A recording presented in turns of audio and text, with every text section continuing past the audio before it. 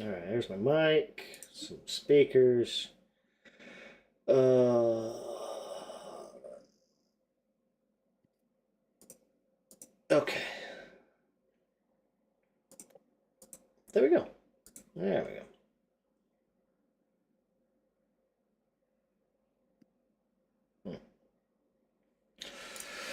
All right. So we've been off for a fair bit. Let's see here. Picking up from last time, we were in the Yearning Sanctum. That's right.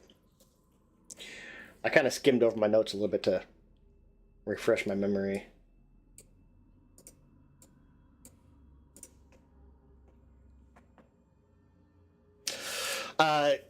You were going through the Yearning Sanctum.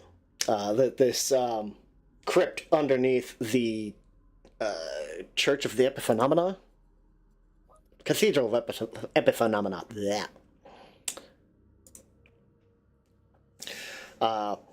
Came in right at the gate, fought some Gashadakuro, these giant, essentially like gigantic skeletons. Huge. Sorry, not giant. Made it past them, but lost Roger in the process. Went all the way in, got to this back room where there was a whole bunch of vampires. And a couple of melodamons. It's like the like death and death. It personified death and by starvation and thirst. That's what melodemons are. So like starvation demons. Oh, that's right, because they could make us feel like we were starving. Yeah, fatigued and thirsty, and yeah. Dealt with all those guys. A couple of them got away, but they're vampires, so they tend to go back to their coffin. As you were dealing with all of the ghosts, these two people came in behind you and essentially took out a couple of vampires that were trying to sneak around behind you.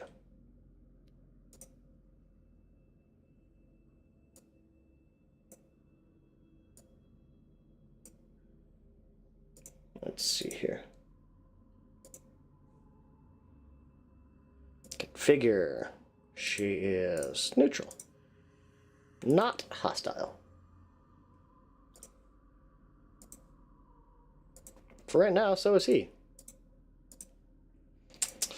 If I remember, a couple of you guys actually wrote off, especially kind of recognized her almost on sight. This is Ranella Brennan. I described her kind of, she's the head of the cathedral. She's effectively like the Pope of the Ergothoan Church.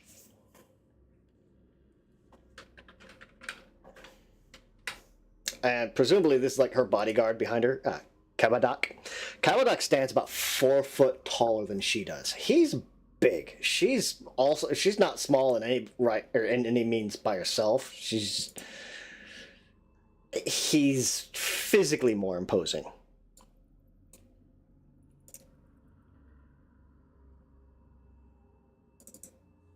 Let's see. Oh, there it is. Ranella Brennan. It's telling me invalid password specified for me when I try to join now. Oh, it's all lowercase. If you look in chat, What? look in Discord chat.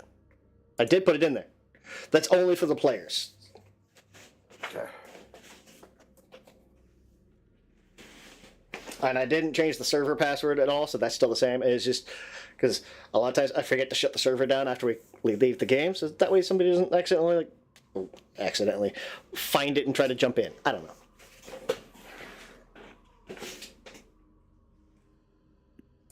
Oh, got it. Find it? Yep.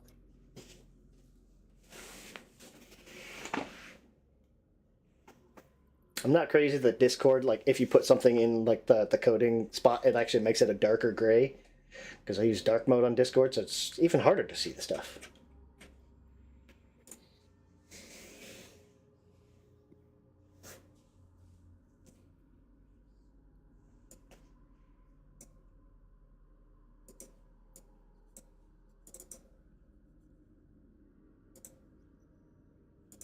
There you go. Her.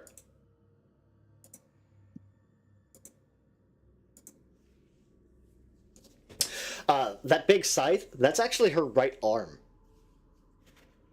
Oh, Yeah. Yeah.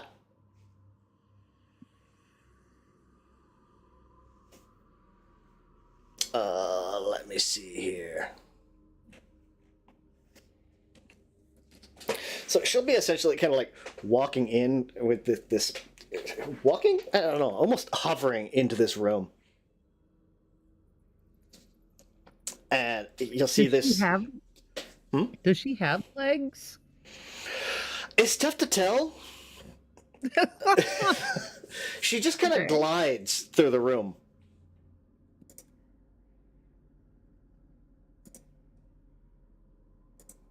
Cool. Yeah.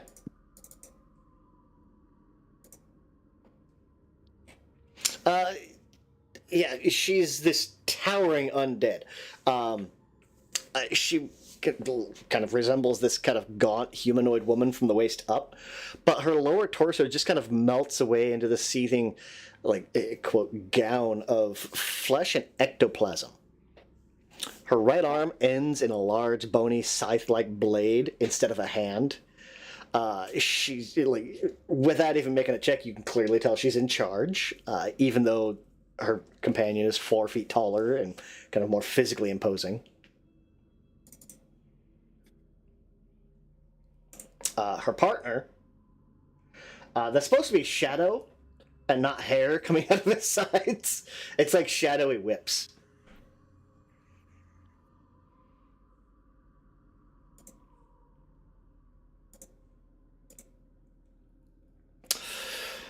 But she'll kind of enter in. And you'll see this guy behind her, essentially like pulling this like bony sword out of a vampire and just letting it drop to the ground. Well, you've done quite well in here. I was keeping an eye just in case you needed rescued, but you're clearly quite capable.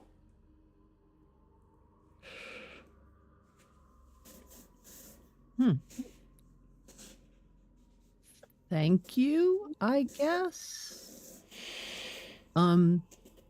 Has Rodolph told us who she is?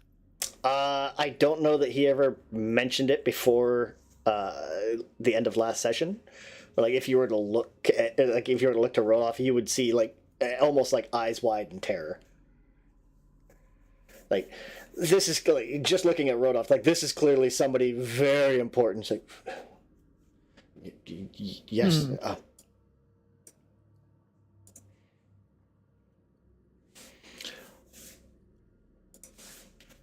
Renella Brennan. And she'll kind of, with her one hand, kind of indicate to herself, I'm the mistress of this cathedral.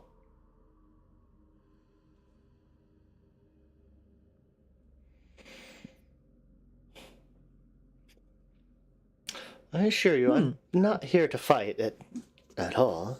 Merely curious.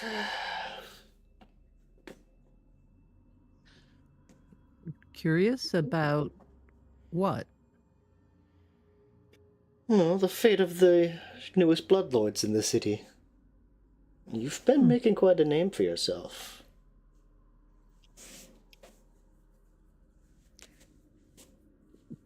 Well, clearly someone has it out for us as well, so I guess you're not the only one who's noticed. I do believe you're the one that entered into here. They were already here prior. Oh, not these. But the person who broke into our apartment, the person who's synthesizing, let's call it poison, because really that's what it is for most people, and sending it out from Mekatar. There's, let's just say, maybe not us personally, but there's certainly someone related to your church that does not have our best interests at heart. Well, new bloodlords. New bloodlords don't usually have, let's call it, happy endings when they challenge those who've had time to establish themselves in the government.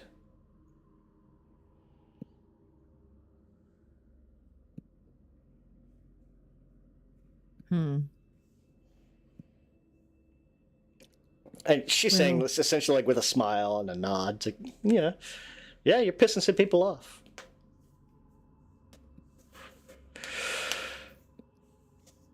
Hooray. Then I guess we're doing our job. That is to be expected.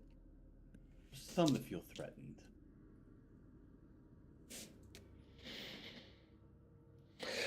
Well,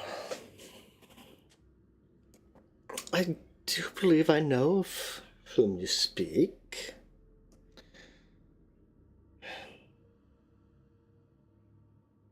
What do you plan to do about it?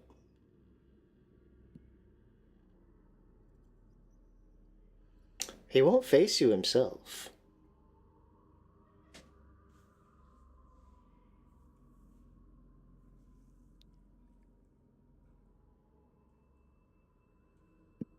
Hold on, I'm looking to see if, I'm trying to remember the guy's name.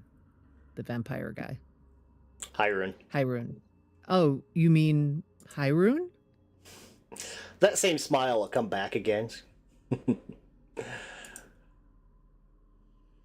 Yes. Bloodlord Laxana, he is a member of my church, and you'll see she kind of like looks around, like, I definitely don't appreciate his meddling in the hand wave legacy of a sect that I disbanded personally.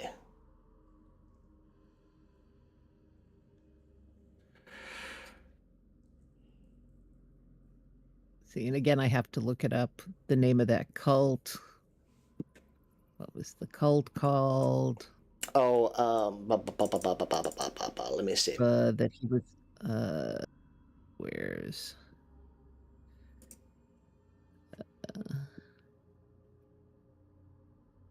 I Empty forgot it too. Chorus. Yeah, Empty The Chorus. Empty That's right. Chorus. Yeah. You mean the Empty Chorus?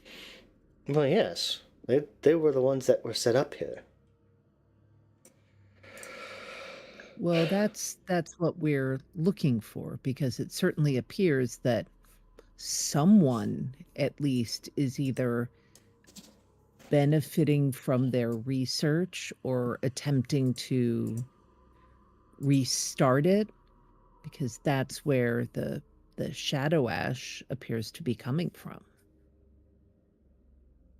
And that's not good for any of us, regardless of the trouble our group is getting in. It would reflect badly on your church, on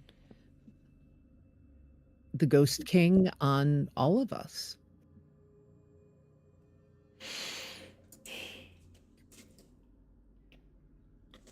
Well, again, I ask you, do you have a plan?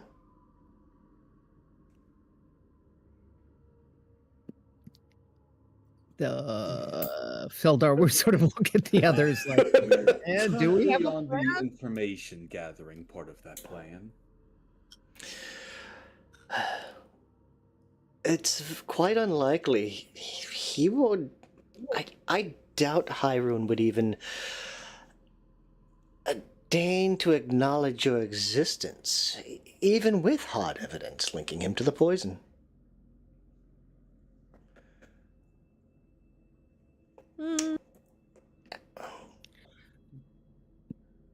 Well,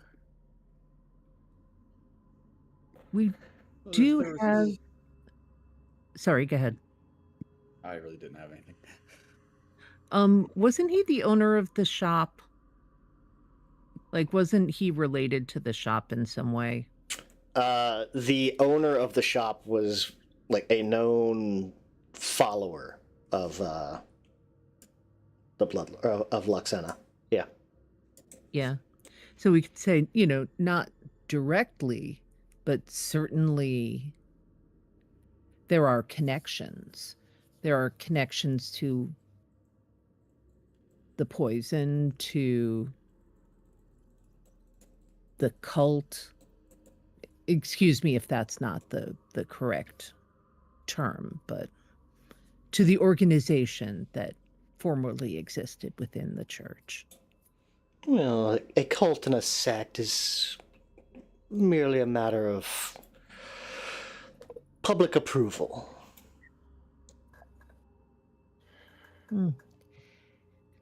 Indeed. And if I must say so, I too am a worshipper of Urgathoa and hope that this will not reflect badly on the church which I am part of. Hmm.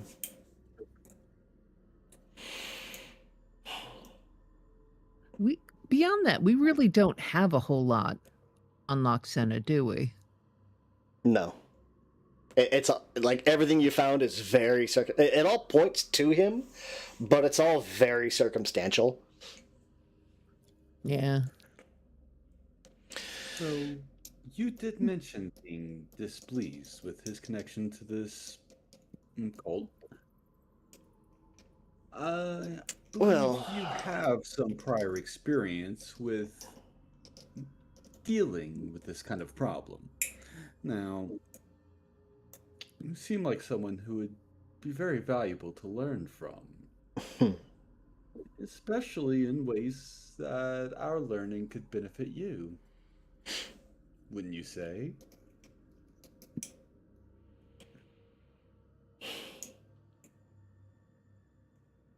what do you propose? Do note, I am cautious. While you are bloodlords of Geb, it's also widely known that you're acting as Kemnebi's honor guard while he's in the city. And she'll kind of she'll give that sly smile, but like almost narrow her eyes at Crowley while she's saying it. Believe me, it is the most awkward room I have ever been in. I was very vocal when I chose Geb over the Undercity. Sorry, Cortash. Yeah, that's what I said, right? Yeah. Yes, and it wasn't as if we really had a lot of choice either. When you are commanded by your king, you accept and provide.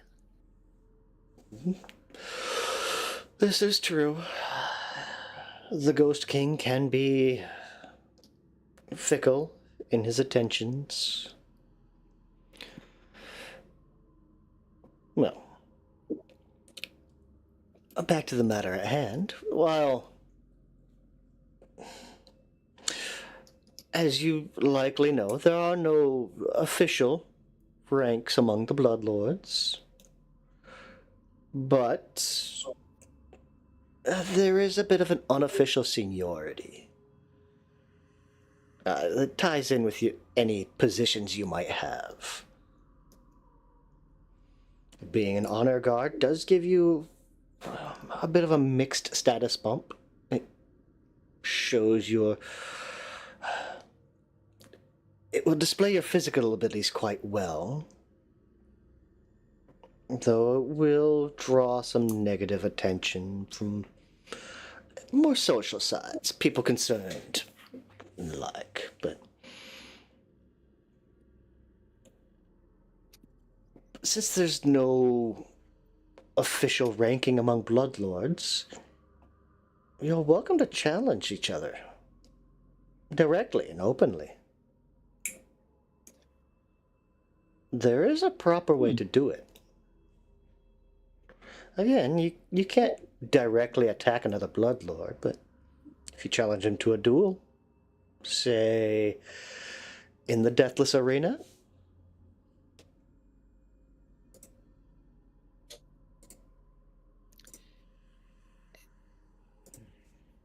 And one presumes that he would select people to represent him and not fight us directly. Is that correct? and she'll kind of point on, yes. Mm, You can't attack him not directly. surprising. And as a Bloodlord, he does have the right to choose a champion. However, he is also a ranking member in my church. Should he choose a champion, I can assure you Kawadak will be that champion. And she'll essentially, like, just like a real slight head nod back to the guy behind her. Oh.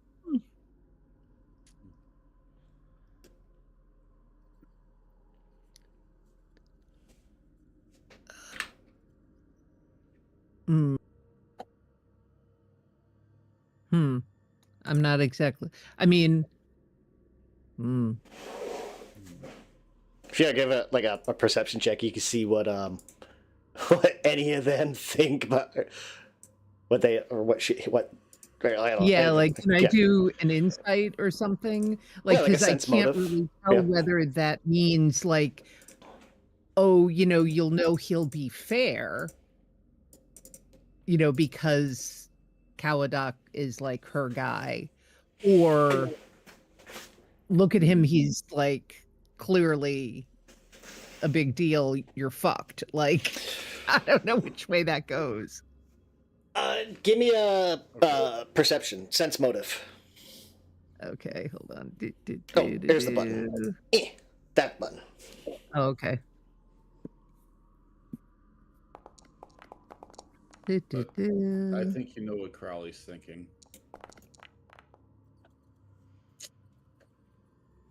Look So- at that Savath, man. Crowley's Savath thinking and that Feld- looks like the kind of guy who leaves a corpse. Oh, Like yeah. vampires. Yeah. Savath and Feld are both like you'll like kind of like looking back and forth between her and Kawadak.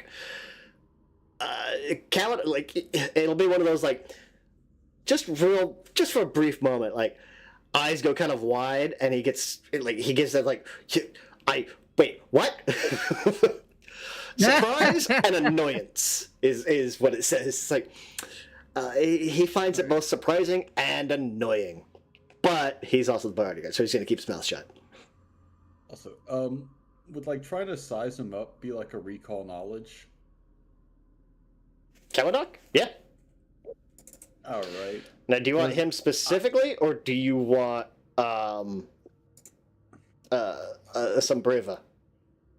Let's just go with what he is, because I don't know who the hell he is. If I don't know him by name, even though I am a member of Church of Urgathoa, I don't really. Mhm. They show up on Easter and Christmas, Catholics. Yeah. Oh, fair That's enough. kind Yeah, of yeah. Crowley with the Yeah. Church of Urgathoa. Give me a So C- he give me doesn't a, really recognize anyone. Give me a society check. Alright, where's my boop-doo skill handprint society? Hey, that's better than usual. 29.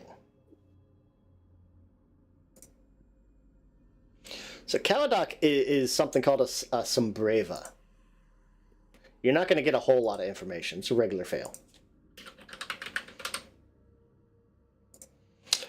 A Sombreva is they're kind of like hunters. It's level 16, so he's higher level than you guys. Right. I have one question Oh, I need to do that too. I almost forgot. that doesn't have to do with much mechanically, Hmm. but as much as personal.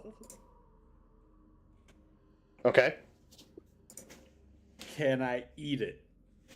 Does It it is count a- as a living thing that dies and Yeah. doesn't do the demon disappearing or the vampire misting or it's a zombie and it's gross thing? He's got humanoid and void traits, so like Okay, I can they're eat it. not native to this plane.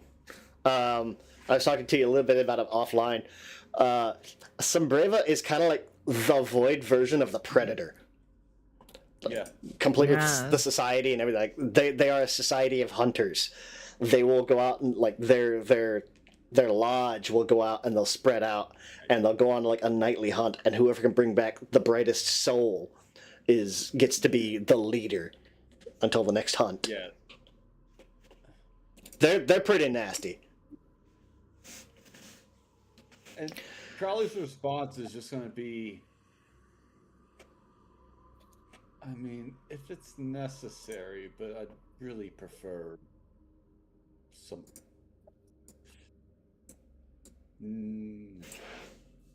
not. As far as Duel, he's thinking I'm probably the one up front in the 1v1, like with what's her name? Yeah. Rhino. Yeah.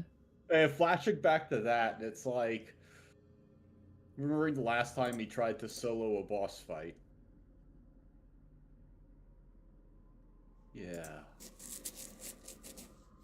As I said, if necessary, but if there's other options, I'd very much like to hear them.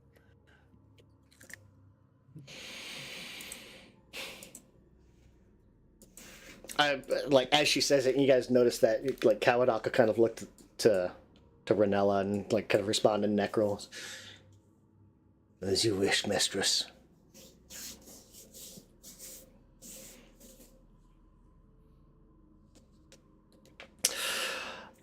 So we're both just like, yeah, okay. Yeah, yeah.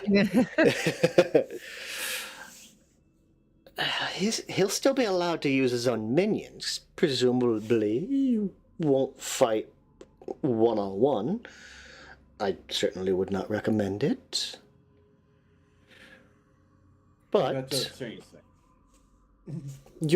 yes, by the rules of the Desolate Arena, should you challenge him, he's honor bound to respond to it, lest he take whatever claim you are making as true. Now, you don't have to fully defeat Kawadak.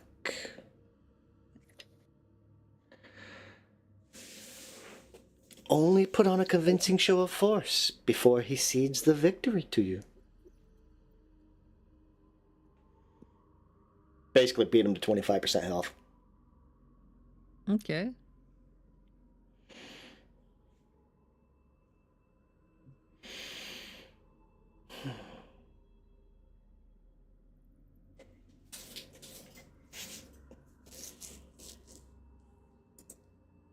I'm sorry, I missed it. Who are we going to be fighting in the arena?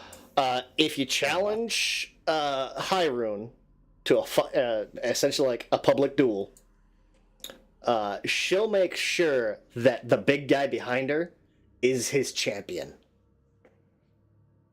Is Hyrune's champion? Yeah. Yes. So basically, Hyrune's champion is trustworthy with big quotes around it, I guess. Oh, he's a fearsome fighter. But Yeah, like he's a serious fighter, but Mhm. he's not untrustworthy. Like he is an honest fighter. yeah, But he's going as hard as he can until we like actually, make him back up. Yeah. he won't use the full flight of his abilities because you got to put on a good show. Right. He's not just gonna like. He's not one gonna by roll one over. Just start so. Yeah. That's not gonna be round one. He throws down his weapon. I give up. Yeah. Yeah. He's still honor bound to, like I said, at least put on a good show.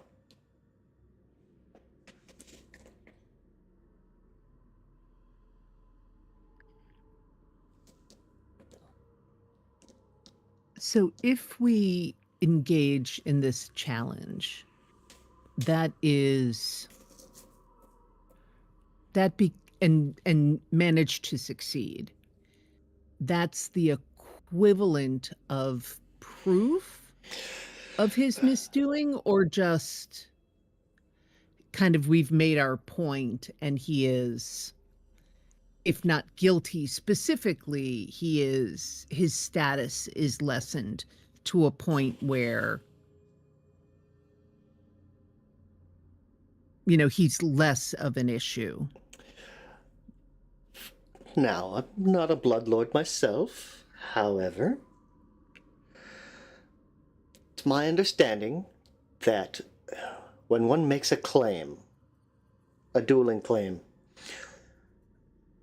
there's usually something tied with it. It's in your case, you publicly announce you believe he has ties to the poisoning plot.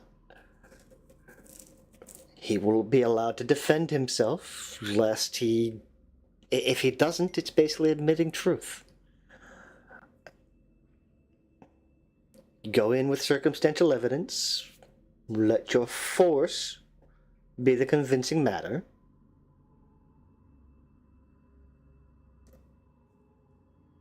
Should he lose? If he loses the fight, then clearly you are more correct.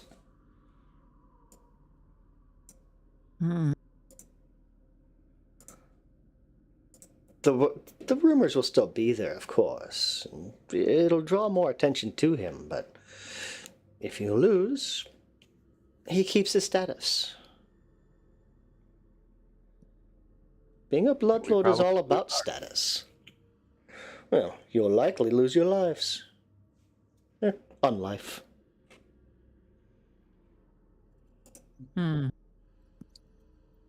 History is written by the victor. As you're still fledgling bloodlords yourselves, I highly doubt he would demean himself by approaching you by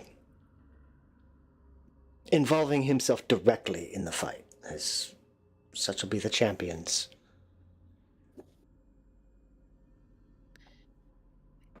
Yes, and it seems like he's already made his indirect move to attempt to discourage us in his break into our apartment. And I mean, clearly that was a message that we were supposed to back off, and well, we haven't.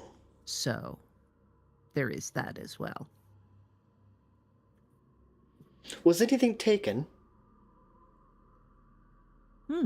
That's a good question.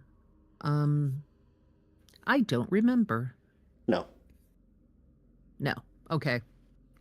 We do not believe so, although there was certainly damage, including to a very valuable bone golem that it took, well, a significant effort for us to repair. Have you checked that anything was left behind?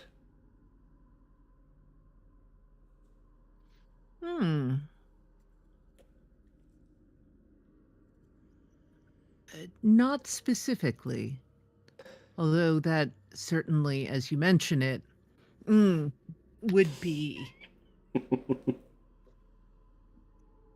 Yeah. Well, we'll check when we get home.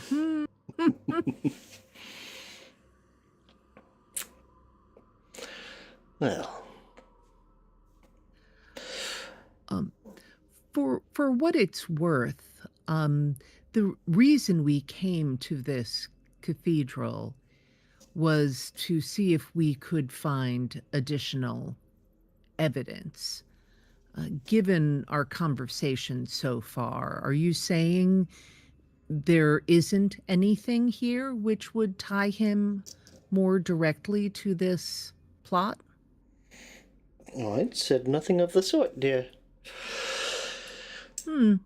Okay. He So is should we? he is quite go ahead. conniving. If there is anything here, I highly doubt he would have it be as directly connecting as you would hope. Perhaps I should phrase that a different way then. Is it worth our time to continue exploration of the cathedral in order to uncover information that might bolster our claim, even if it's not direct evidence? Well, absolutely, dear. The more circumstantial, the more arrows pointing in a certain direction, it does, while not proof, it does give weight to your claim. Okay. Okay.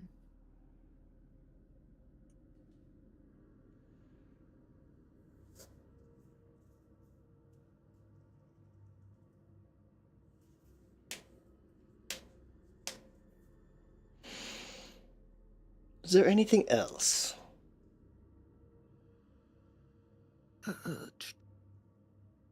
Could we get our friend back from the skeletons in the front? Oh, somewhere in one of their mouths. the Gashadakuro. That can be arranged. I'll make sure they stay asleep for the remainder of the night, day. That is appreciated.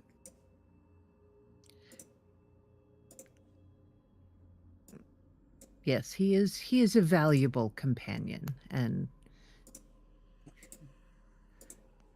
we would hate to lose him. And then under her breath she says, again.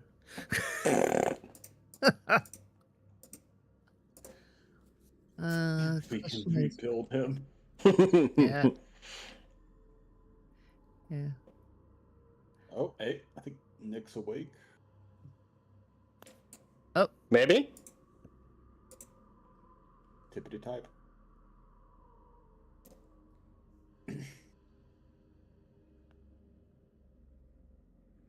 Like we're just all staring at stuff. we're all staring at the little dots like, okay. Let's see. So while we're waiting for that, Chapter 1. Gives me another perception sense motive. This is on her instead of on Kawadok. Oh, that's a good roll. Exactly at the DC too. Woohoo! Yeah, that So- plus 23 helps, doesn't it? Yeah, it does. Yeah, she's definitely she's being truthful and upfront about all of this, but she's got additional motivations. Like there's other stuff she wants, or that she's plotting. Like she's essentially like, you guys have your goal. She's using you guys to do her thing, to do something else too. If I may be so bold, then I can certainly see the benefit to us in the strategy that you suggest. But it does make me wonder. I mean, nothing in Geb happens out of pure altruism. How do you benefit if we move up and he moves down? Like, she's almost gonna be just like a little surprised that, but it's like, well, It's a good thing Nick isn't here because he'd be like, oh my God, you're not supposed to talk about that. she'll kind of comment about it. Well, that's on him for not being here. Yep. We've got it on the Discord calendar. It's there. Yep.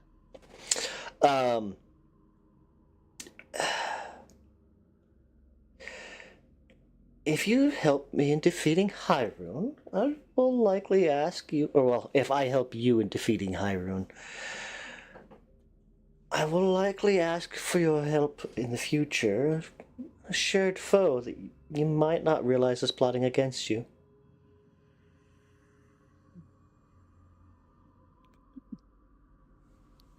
Well, Well, this just seems like continuing a mutually beneficial arrangement then. Is there anything? yeah, and Feldar will just sort of shrug and say, Well, she did. yeah, I mean, if it is to both of our benefit, then I don't see why not.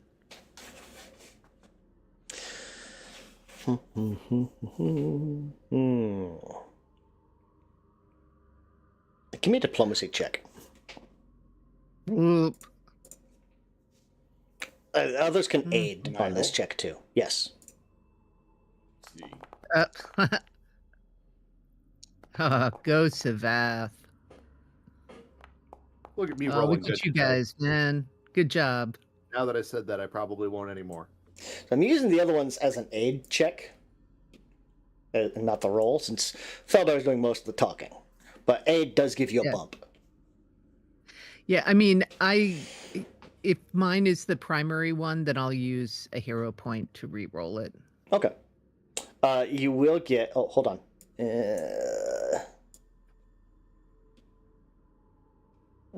Let's see.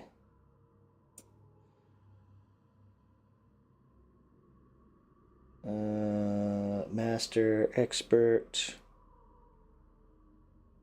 You get a +3. Okay.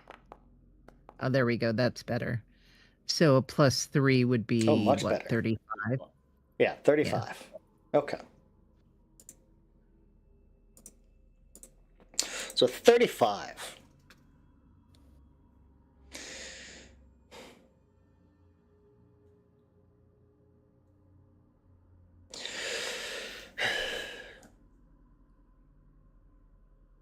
Well, I mentioned before you were working as the honor guard for a certain Cortash Kane. Why does it keep doing that? Anyway. I have been using my position in the church to influence the Ghost King's decision to abandon the tithes we've been sending to Nemric Victoria.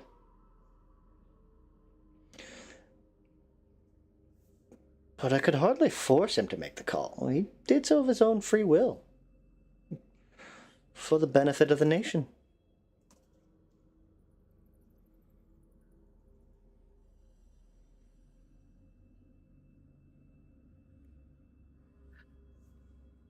Mm-hmm. Just nodding. Cortash asked you guys when you first came down here, like he gave you a little bit of info that he had on it, and also said, like, hey, try to find out why, like they stopped. I got the sense that, like, Geb's plotting against me and my people. Like, they stopped sending tithes and all this other stuff.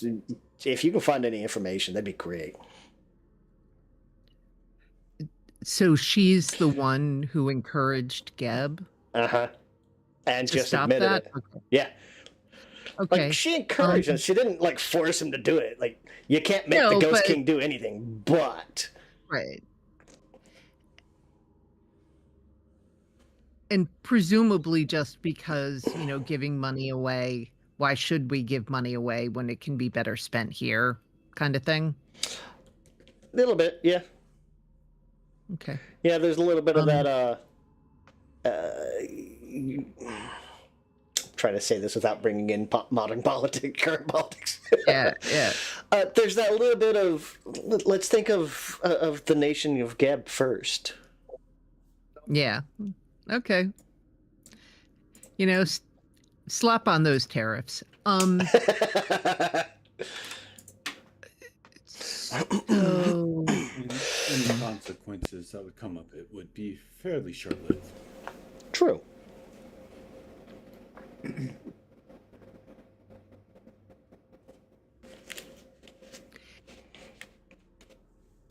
and if we were questioned, say, Hmm. about the reason for the stopping of the tithes.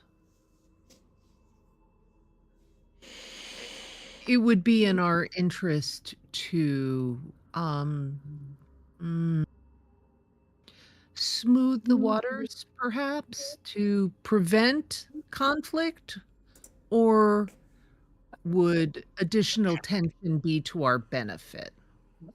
You're free to do anything you like. This is possibly above your. Consider this above your standing. Okay. Then we will simply keep out of it, perhaps. We know not and say not. Hmm.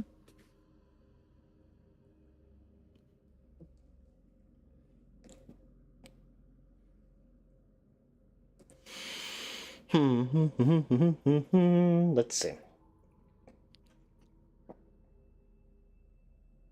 Oh, wow, there's a whole like if we did XP on this, there's a whole there's like 180 XP just on this encounter.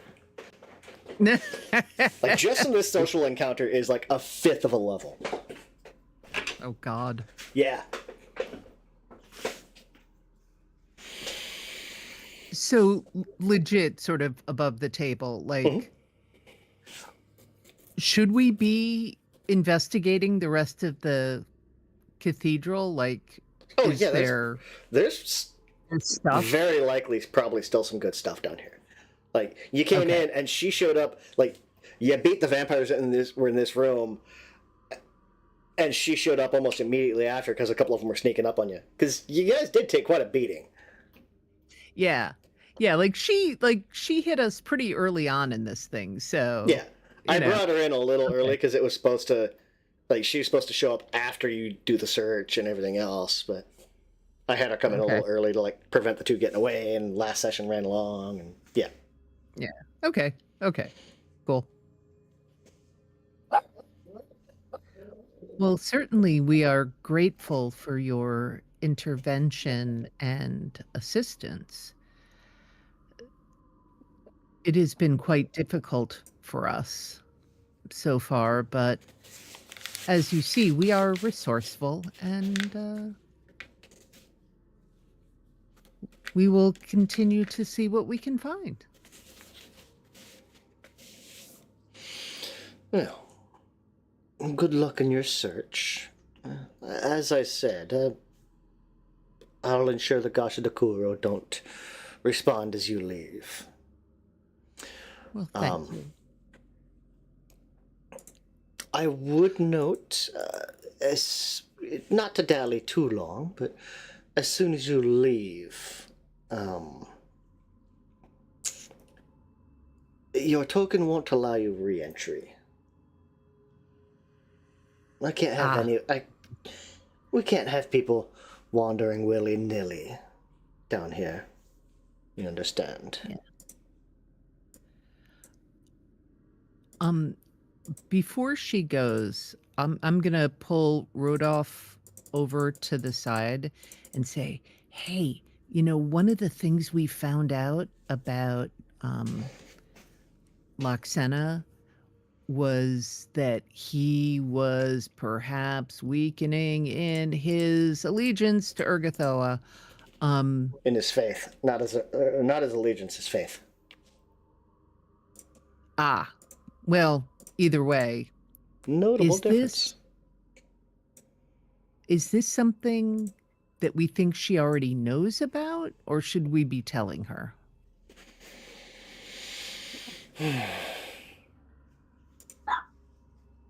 I mean, she clearly knows a lot, so I don't want to be stupid and tell her something she already knows, but You know, she definitely makes it seem like he's on the out.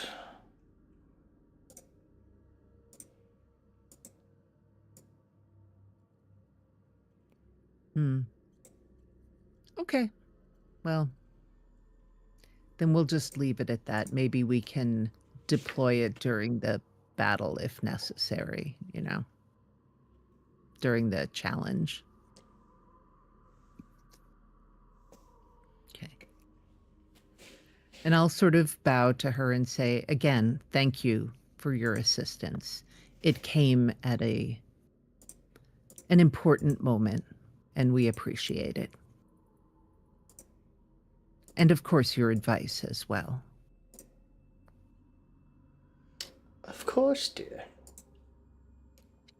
Now, let me leave you be. You clearly have things to do.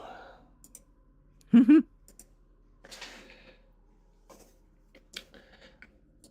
she'll kind of point to the end of the room. If you would be so kind as to destroy that that abomination.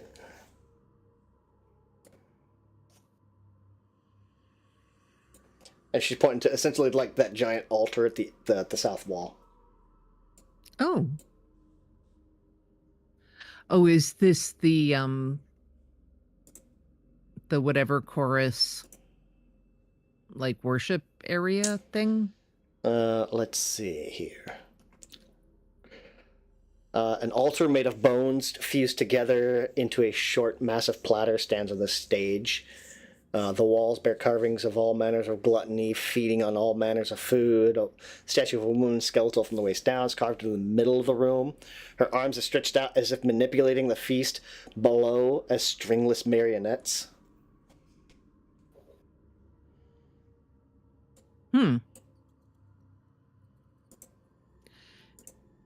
So essentially it's showing like Urgathoa like over the top of everyone kind of gorging themselves. Okay. And as a worshiper myself, I can tell that that's not a traditional depiction of her. Yeah, it's like let me see here.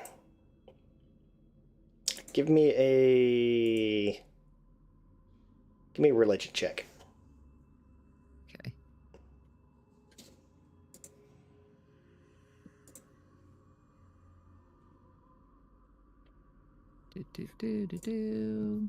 Sorry.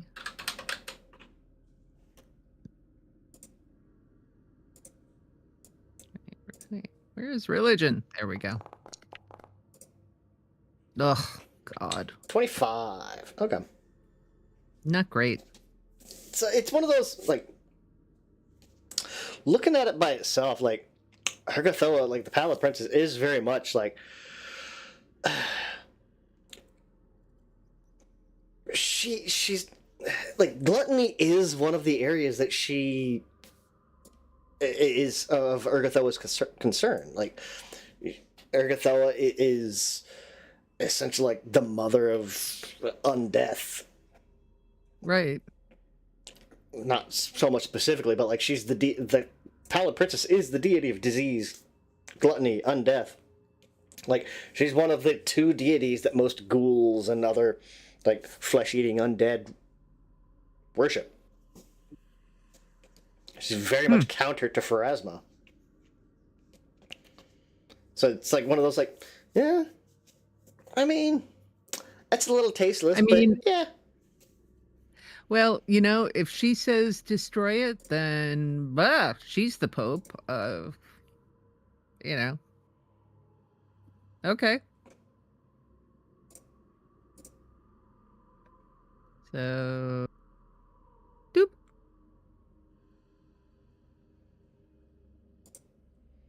And yeah, unless you have anything else for her, she's gonna turn to head out. Okay. And I'm gonna start wailing on this thing. If she wants it destroyed, she just saved our asses. That's good enough for me.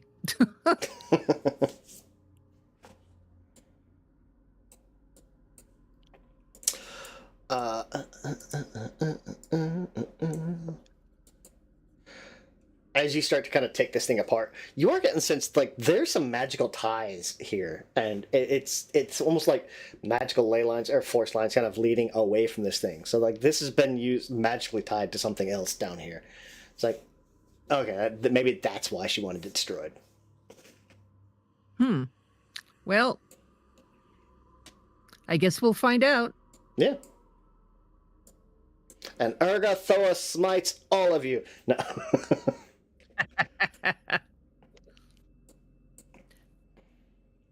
Yeah. Oh, I should look at I always forget about my anathemas and everything.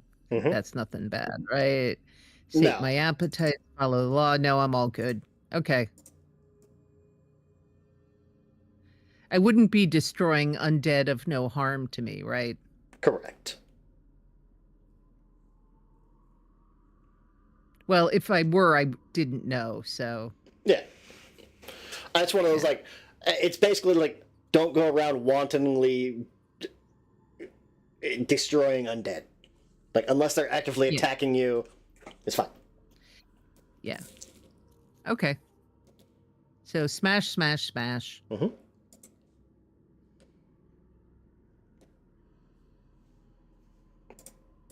You'll also hear probably like a small explosion in a nearby room. This one where the door is? Nope. Other side. Oh. There's room there for. Like you hear, like it's almost like coming through the wall. You just hear like, it almost sounds like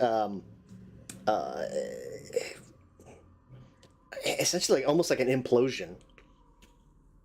Like if you've ever heard like a firework when it goes off underwater, just that whoomp whoomp. Can we see any door here? Because now that I think of it, this is close to where that balcony was. There's a door back here.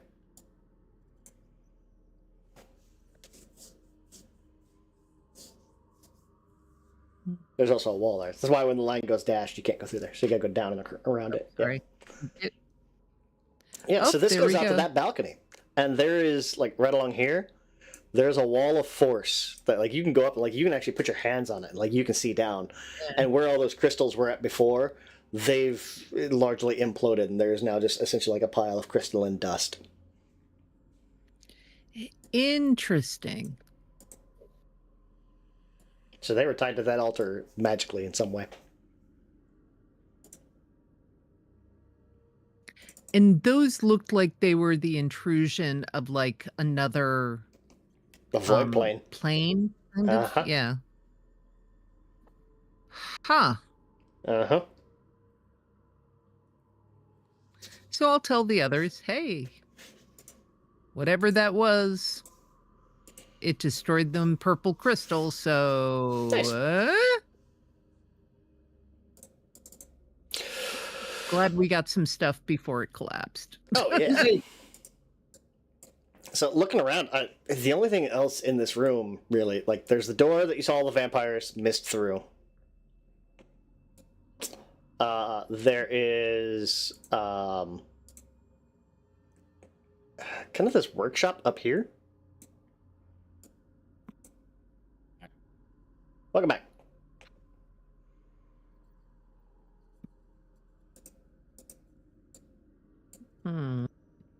Oh, says characters must climb a 5-foot ledge with a successful DC 10 athletics. Most of you guys get like your modifier is higher than that. So, meh. My athletics modifier is a crit and a half on that. Oh no, Oh no. there's a crit fail. But I don't think I can fail, thankfully. Oh no, there's a regular fail. Okay, yeah. You passed it by 5, but you rolled a hard 1, so it made it a crit fail. Yeah. Yeah. Oh well. Yeah. Sorry, Crowley. You got plenty of hit points. It's all good. Oh yeah, he's got a bunch. He's got 141 still. Okay. Hey, give me a few minutes. Yeah, exactly. So what's going on over here? I'm sorry. I was So apparently it's trying to heal and failing. So, you know. there's essentially like a workshop up here. You guys, like, if you want to kind of like going through the materials on the workshop, there's a couple of different checks you can make: crafting, occultism, or arcana. I don't think any of those are any good for me, but I'm only good at killing people and talking to people. well, I Let have a me little see bit of here. arcana. Rodolph's really high on arcana. What else do we got? Yeah. Savath's master in crafting, and Yeah, I was Rodolph going to is good say in. Seth is crafting, yeah. And Rodolph is good at arcana or occultism. Yeah.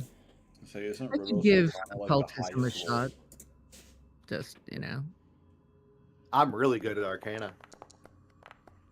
Oh, Got a whole +2. Right? excellent. Well, crafting, I think, is more your deal, yeah? Yeah, +21. Go for it, dude. Jesus Christ, Rodolph's 26 occultism. Mm-hmm. Oh my god. Nah. He rolled a 3 and still got a 29. I rolled, We're gonna re-roll that. I rolled a 20. Oh, You- You know, that feels like Rodolph. yeah. So Rodolph's gonna look at all this like, clearly this right here is where they were making everything. Like, no, it was not. Savath is like, it wasn't, but I'm like, nah, bro. this workshop is outfitted for the creation of a lot of magical toxins and chemical formulas, and of course all sorts of food. Like, this was essentially like a kitchen area for the banquet hall that you're standing in. Oh, I lied. Savath, you will actually. It's a crit success. The characters specifically note residue and indications of shadow ash. So maybe Rodolph looks at it, like, I was going to nope, say, this is isn't there it. any Clearly, shadow ash? they were getting it from the crystal back there. Savath will do one of those, like, wipe his finger across, like I don't know, like the old cop movies, and Yeah. yep. Why do Right they here. taste heroin? I Like, don't know. I never understood that. Drug addicts, Because it's a secretly specific drug taste. addicts. Yeah. Nah. Like, I was gonna say, there are some things where if it was like, if I tasted it, it's like, yep, 100%, that's what that is. Holy shit! Oh, that also if you said to rinse my tongue off, it tastes like I licked bitterness out of a bitterness elemental. Ugh. It's also just like, you know what? I need a little bit of a bump. Let me give it. It's like, yep, there we go. Okay.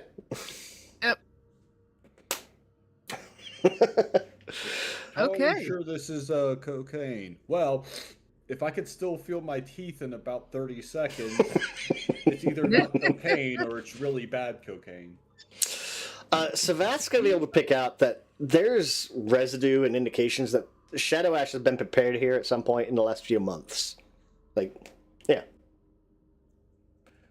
This is where they're, like, apparently they were, like, not just finding it, but, like, they'd figured out how to make it.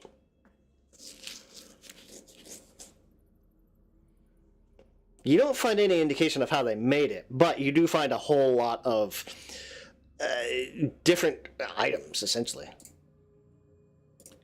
Doop, doop.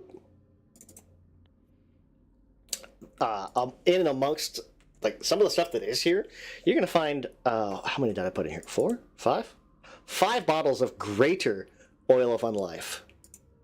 Nice. That is 6d8 plus 20 hit points. Yeah, baby. You're also going to be able to salvage a treasure item. 300 gold's worth of raw alchemical materials. Cool. And there is essentially like this little rolled up folio. On on how to make how to cast the fortifying brew ritual. It used to be Hero's Feast. Ooh. It's Woohoo! a 5th rank ritual. Takes 4 hours, 25 gold worth of materials and equipment. One Well, caster. that would be useful once once we give a challenge to 3. Luxena. Yeah. The primary caster, 1 secondary caster, or a minimum of 1 secondary caster. Even with our HP, 20 is temp is no joke. Yeah, Yeah. yeah. You do this, and it creates this a large quantity of restorative drink, invigorating tea, refreshing ale, whatever you want it to be. You produce enough for 10 people, any of whom can drink it, or any of whom can be the secondary ritual caster. Has to be consumed within an hour. No danger to the drinker if becoming drunk if the brew is alcoholic.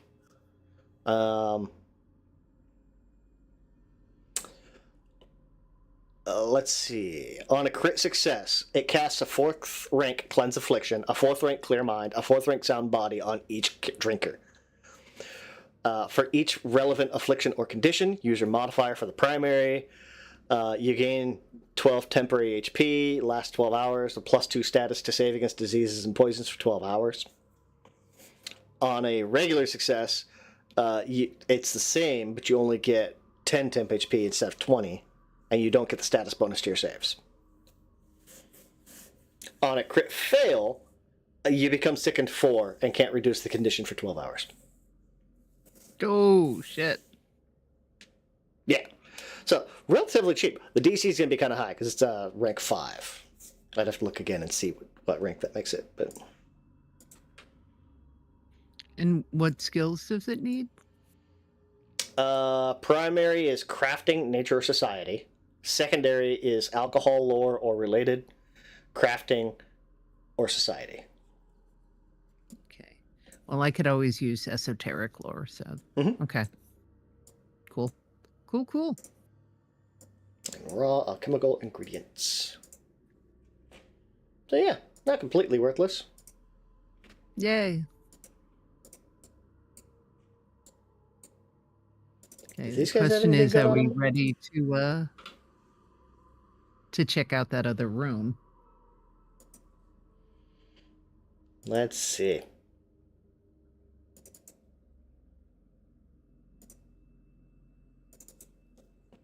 Yeah. Take that off. Okay. Let's see.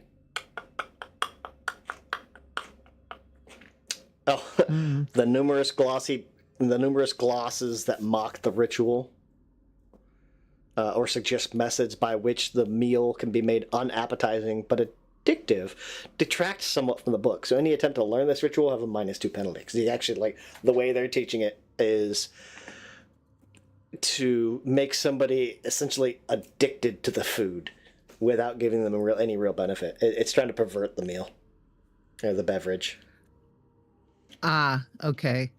So, but if you were trying to learn it, you could probably kind of reverse engineer a little bit, undo what they've done, and oh, that's the original recipe kind of thing. Okay. So that lets me understand a little bit more why she had something against that statue. I'm like, oh, okay, now I see what was going on here. Mm-hmm.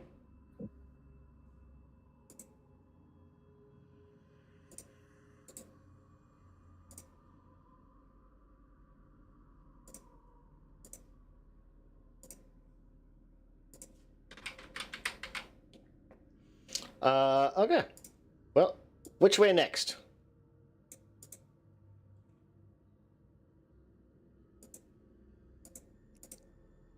Well, which way, guys? We got a door up here and the one we saw them go through down here, right? Mm-hmm. I mean, if we're already in this like area, we might as well keep going through this, like, finish the branch before we backtrack. Sure. Yeah. Because it seems like that's a main hallway this way. So I assume, I don't know, if we want to go back to here, then we'd have to like pass back through here anyway, you know? Yeah, and there's no saying necessarily that there's a door here to come back, Yeah. come back around, so we might as well. Do you want to take one of the oils of unlife before we go in? I Or probably you're good? Oh yeah, especially without Roger around here. Everything's going to be on me for a bit. Yeah, so Well, we'll speed things up. Because there's really nothing else back here. Okay. okay. You'll So find we're those doing zombies. the reveal taxi. Yeah, pretty much. You'll find the what you call them? The vampires.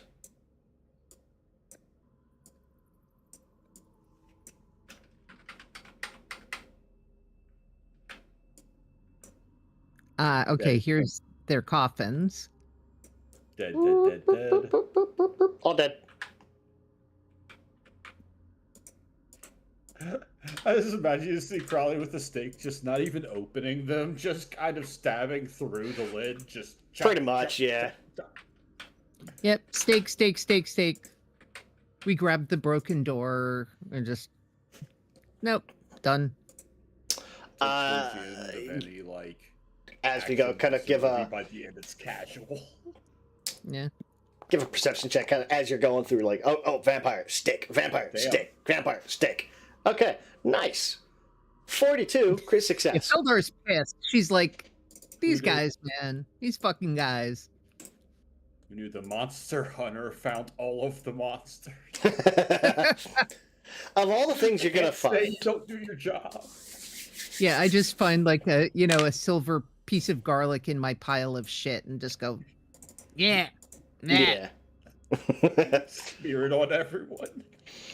The coffins themselves are well made and distinctive. The style of the coffins kind of confirm, like, they're linked with Bloodlord Hyrule. Like, he has a certain style that his followers use. A certain style of coffin. Would there be any reason for him to have stashed people in the cathedral? Like, that just seems weird to me, but meh. This is where they were getting the Shadow Ash from. Well, I understand sort of plot-wise why they're there, but like traditionally, there's no reason why anyone would have. Oh, yeah. Otherwise, like, if it wasn't for nefarious purposes, why were they down here at all? Right, exactly. Yeah. Okay. So then I'll just take, like, I don't know if we can break off part of the coffin lid or something, Oh, yeah, you'd be whatever able to, we like- can take as evidence. You figure there's probably, like, it's not a coffin sitting on the floor. Like, they've got it on a nice platform. So you can probably, like, break off a leg, stab the guy. As far as, like, the coffin itself, unless you're dragging out a coffin. But even then, like, it's not a branded thing. Like, there are other people that have this style. It's just one of those, like, his followers use this. It's kind of like gang colors. Okay. Like, well, anyone can wear the it's just color a little red, more but evidence. yeah, it's still, like, it's just another nail in the coffin. It's more circumstantial evidence. You won't find anything really notable, except for those coffins. Getting all the way up to this banquet, or like the Hall of Feasting and Dining is what it's called. Hall of Feasting, Feasting and Fasting. Sorry. There's a long wooden table. It kind of sits in the middle of this room, surrounded by 10 high-back chairs. The table is set almost like it's for a feast, but there's only brittle bones and heaps of what look to be like spores and fungal remains on the tabletop setting today. just north of the table, there's a ring of iron bars that basically go floor to ceiling that form this cramped cage with no apparent door.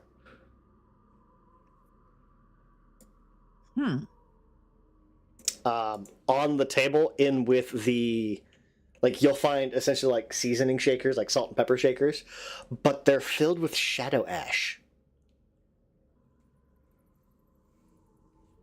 You'd be able to collect those. Like, if you were to collect those up, you can get enough for essentially 2 doses of shadow ash.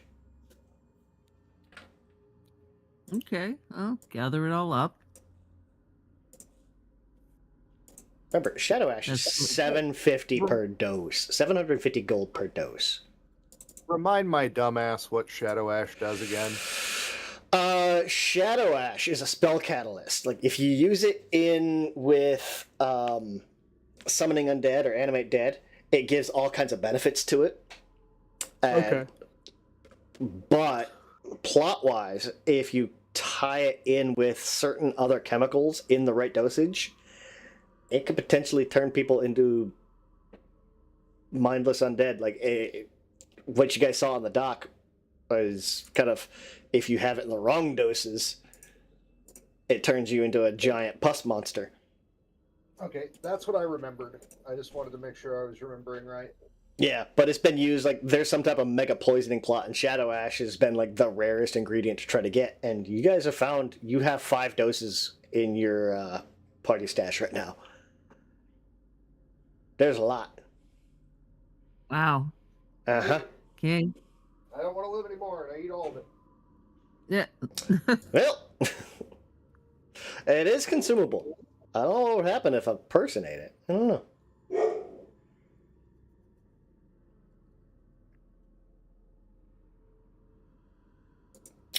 But, yeah. Oh, it gives me the option. You could do either an Urgathoa or religion to recall knowledge. 'Cause it's just like, what the heck's going on in this room? It's like, it's clear like none of this food has been touched for a long time.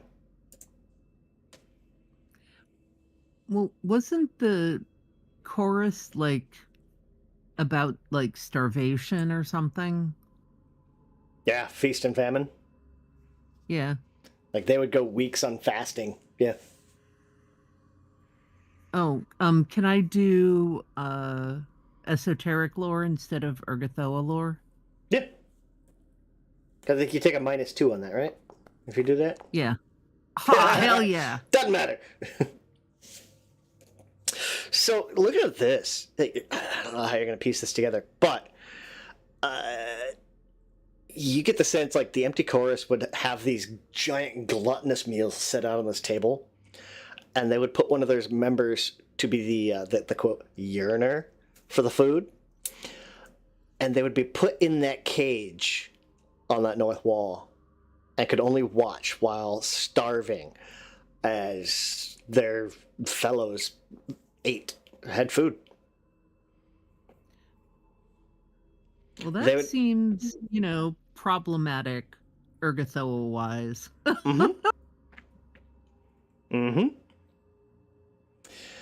They would need to survive a second period of fasting before they could finally sate their hunger at the banquet. Yearners often died of starvation. Yeah. Which also probably explains the giant pit of bones out front.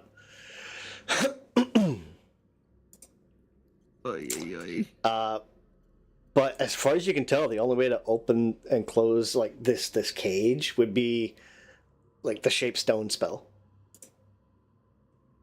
Essentially, use magic to like these are like not just like iron bars that have been built in. Like these bars are like formed from this place.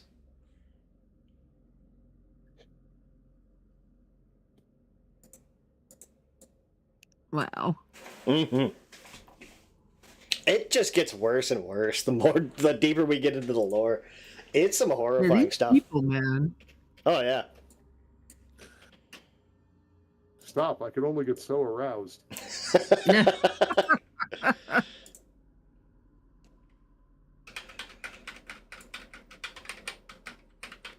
So heading back out, You'd be able to kind of hop down into the pit. You'd be able to collect up. You'd be able to collect up Roger. Yay. You'd be able to get Crowley's. Not Crowley. Rodolph's torch is still there. It's been down there burning the whole time since you dropped it. Yeah. Been down there the whole time. And then head back up. Yeah. And the Gusher Decoro don't reactivate. Thank God. They were rough.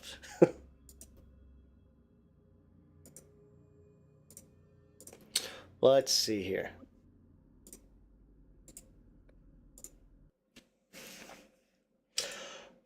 So heading back to the surface. The guards will coming back out. There were a couple of guards at the gate. They'll take your tokens and escort you back out and have a good day. Hey, your Pope is real nice.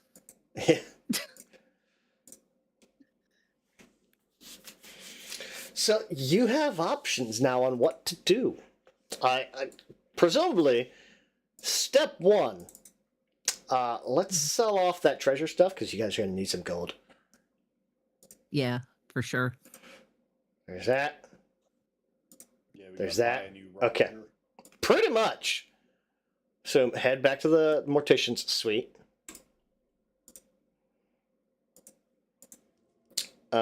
Let's see here. What does Rodolph need for his thing? Ray's dead. 13th. Okay, so he can cast it at the base rank, which isn't saying much because the base rank is 6. Lord. You need gemstones worth a total value of the target's level times 200. Oh, shit. You need 2,600 gold worth of gems. Okay, Well- hear me out. Could I go buy like a food quick and like put the armor on him and then just kind of like eat a chunk and like let him die and be Roger? Does it work like that? It takes way longer. No, Yeah, you it would takes- also have to take essentially a living person, shove him into Roger's armor. Oh, Crowley has no issue with that at all. Eh, Yeah. And he it's did also say food- illegal. But I could buy one for food. Like if I eat a bite, like You can buy meat. You can't buy you can technically buy it quick. There is still some form of slavery, but it's still illegal to kill a quick. Like, yeah, it's more of a misdemeanor. But Also, Don't- I'm a bloodlord. Like I mean, Yeah. look. Yeah, I was going to say we're bloodlords. Does it matter? you're still subject to laws. Okay, Yeah, but but what if we, like, also we can't- have plenty of stuff we can sell off. We don't Yes. need to do that. Okay, Well, it's it's like, like- let's murder somebody and bring him back. It's like, Okay, so Look, man, I like my shiny trinket. Crowley has done this before. We've He's been got doing almost this for like 50 4,000 years. gold in Shadow Ash, man. We don't need all of that. yeah. Do you want Just- to sell Shadow Ash on the black market? I mean, you guys have somebody with like a criminal background who specializes in underworld shit. Which is also illegal, so what's the fuck is Yeah, Shadow Ash isn't wait, illegal. It's just super hard to get. Like it's a, Shadow Ash okay. illegal? no, it's just extremely rare because, like, as far as anyone knows, nobody knows how to make it anymore. Yeah, I'm more concerned if we're going to crash the market for Shadow Ash, you know? Like, Well, just selling off the treasure you guys had, you have 2,300 gold right now. You only need another Right. 300 gold to be able to cast the spell. right. Also, as you guys get higher in level, don't die. Please don't. It gets way more expensive. Like the base level that you guys can cast this at right now, it's 2,600 gold. If you go up to level 14, it's 400 gold times level. And then 800, and then 1,600, and then 3,200. Yeah. You cast, like, if you die at level 20 and we use this to bring you back, it's 64,000 gold to cast a 10th rank Raised Dead.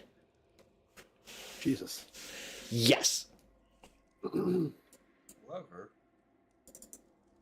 at that point, you probably have like that and pocket change on each of you. 64,000 gold is still a lot of gold, even at that high level. Let me look here. Let me read Rejuvenation Token. Raise Dead, Resurrect, or similar magic. What's Resurrect? 5th rank Ritual.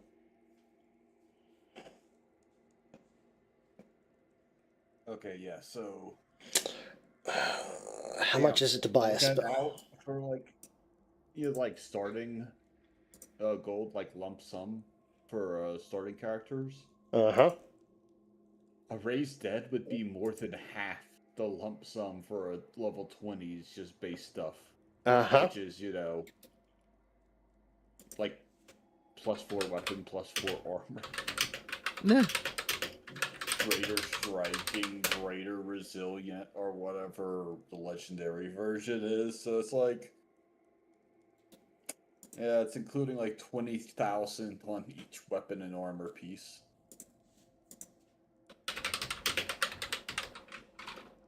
Yeah, no, we'll sell off some Shadow Ash or Shadow Essence, whichever is less illegal.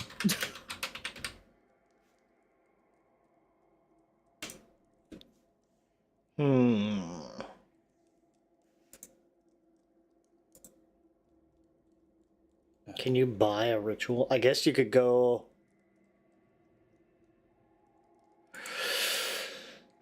So you're in a pickle.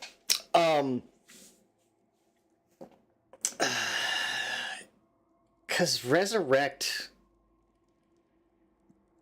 is way cheaper, but it's got the healing trait. So you're unlikely to find somebody in town that can cast Resurrect. It doesn't have the vitality, so it's not illegal, but... Well, but if it's healing, can it resurrect an undead? Roger has Rejuvenation Token, and he's already established that is his scimitar. So it can act for the soulbound object can be used as a special focus for Raise Dead, Resurrect, or similar magic. This warps the spell to bring you back in your skeletal undead state rather than bringing you back to life. Gotcha. Pharasma can't prevent you from returning when the spell is modified in this way. When you return, you permanently lose a memory that was precious to you, in addition to any other side effects of the spell that brought you back. You're probably not going to be able to find somebody to be able to cast Resurrect. Not in a nation of prides itself on undead. Yeah. Raised Dead, you honestly, can we absolutely have find. the money. Like, there's no reason for us to hoard Shadow Essence. True. So You already used one of them. Crowley has no morals. Well, yeah, So- no, I get that. If, But- if there is an alternate route, it's just like, you know, a guy who will just be like, oh yeah, sure, I got that step. Okay, anyway, I mean- just carry off a corpse and be like, hey, so can I just like wrap this up to go? You could sell off one dose of Shadow Ash and have enough gold in your party loot to get this. Because it's 750 per, so that's 375. It would be enough that you guys would have still like 25 gold left over. Yeah, that's fine. Let's just do it. I like how we're so Hildar rich is that the looking at rogue y'all like, Hannibal what the hell don't is even the have- problem? Are you insane? Yes. I mean, yes. I mean, it's too bad that Rumen Purgo was already, like... Yeah, like like the armor Dead? wouldn't work on a Like- corpse. Otherwise, we could just shove the armor on him, but... Yeah. Too as late much now. as funny as it would be to watch Rodolph or Roger come back, and now he's small. It's like, small problem, Nate. You're a gnome now. Okay, but if another Yeah, one of the you're gonna piss minions off, gets hit, You're gonna piss Nick off. Talk about Yeah. gnomes like that. Rodolph's a Might make halfling. him actually appear. Yeah. Yeah.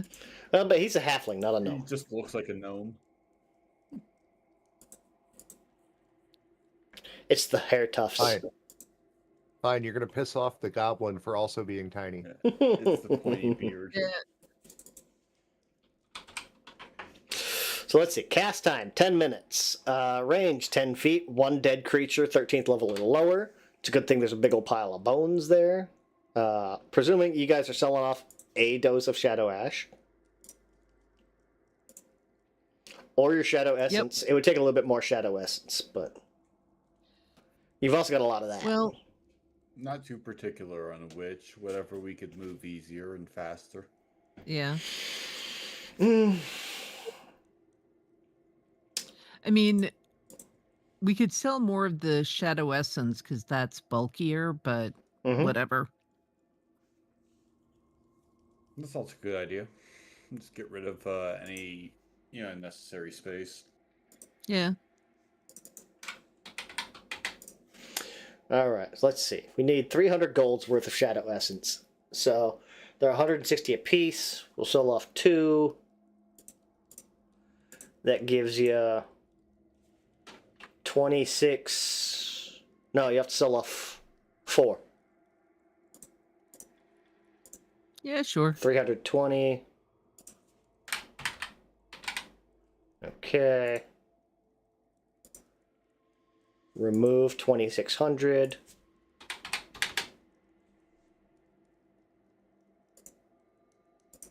Leaves you 20 gold left over. Unless you want to keep selling off Shadow Essence, which gets you more gold, more gold, more gold, but we'll deal with that later. Actually, how much would that be? I mean, that's 880 gold right there that you still got in Shadow Essence. Yeah, that's fine.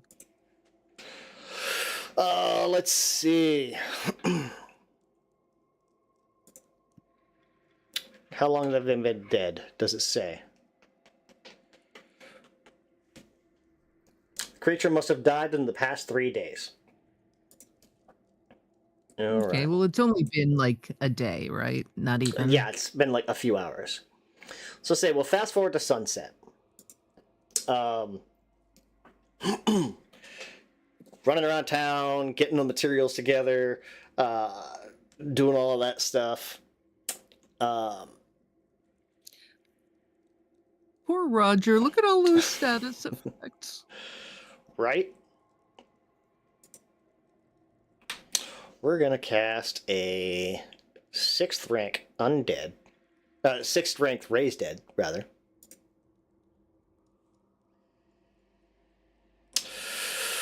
Oh, let's see. If Erasmus decides that the creature's that doesn't apply because of rejuvenation token.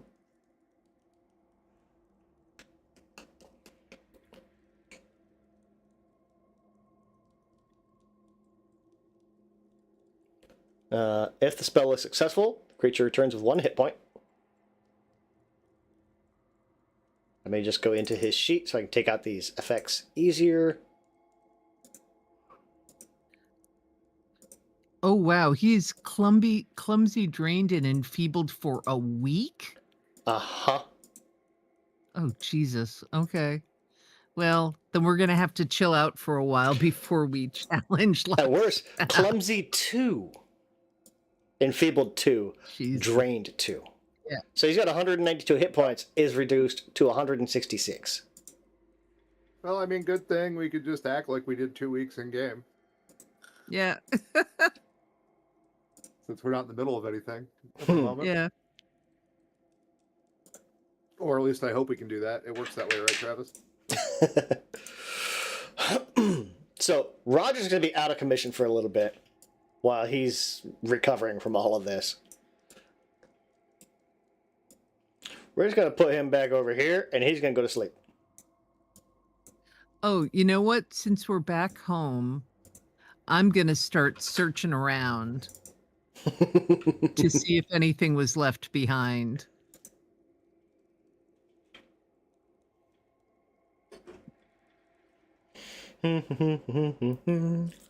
Let me see here.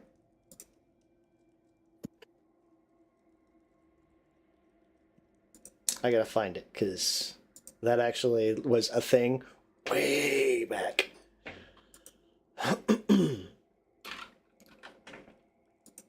Oh, you guys will get. Let me find it.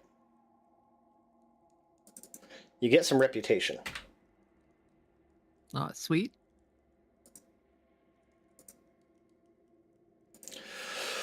Oh, faction rep. If you speak with her peacefully, you get 2 points with celebrants. And 3 points with whatever faction got you in here. Builders League. Man, the Builders League must love us now. You talked with the church pope peaceably.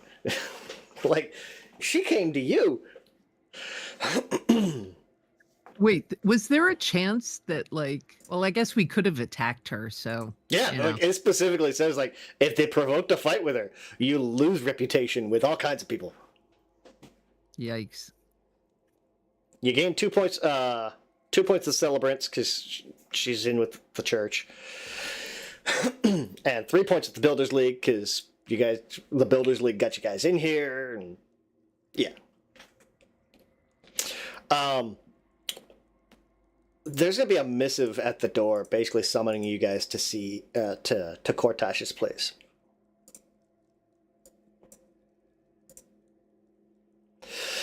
What do you guys do with that? Do you respond? Do you ignore it? Like, hey, we got some stuff to do. We're gonna go to sleep. Whatever. What was the thing? Now that you guys are back, you've got Roger unbreathing. Roger is back to unlife and sleeping in the back room, recovering. There's a missive at the door, basically telling you guys to report to, or like for Cortash, basically telling you guys, hey, glad you're alive. What's going on? Come tell me what's up. Oh, not that one. I mean, You we are could his just honor talk to guard. Cortez Yeah. and just be like, hey, one of our dudes is recovering. The rest of us are here. Yeah, I mean, we don't have any reason to believe that he's any fan of Luxena, right? Like, No, yeah, he hasn't done anything to stop you guys.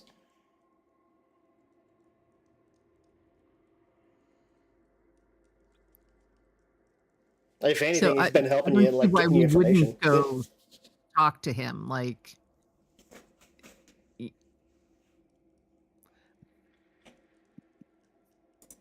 I know Crowley doesn't love hanging out with him, but you know. Yeah, no, we have a job. We kind of have Yeah. to. Mm-hmm. Yeah. So we'll go talk to him. Okay. So heading to see Cortash. Let me find. Do we want a weekend at Bernie's Roger into this?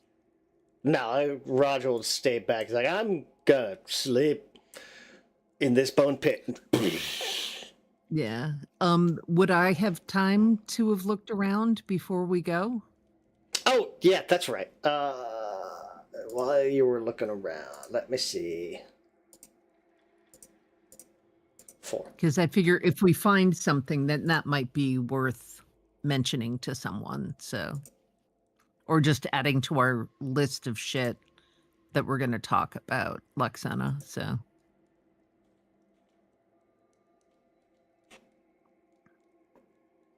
Let me see here. Oh god, Gotta this would be find a it. perfect Christmas oh, session. and can we Because give we're recording. ourselves a rest? This has all been like that same day so far. Oh, this is all the same day. Okay. Mm-hmm. It's just that evening. Okay. Let me see. I gotta find it. You better have drinks at least, man. You don't invite someone over and not take care of them.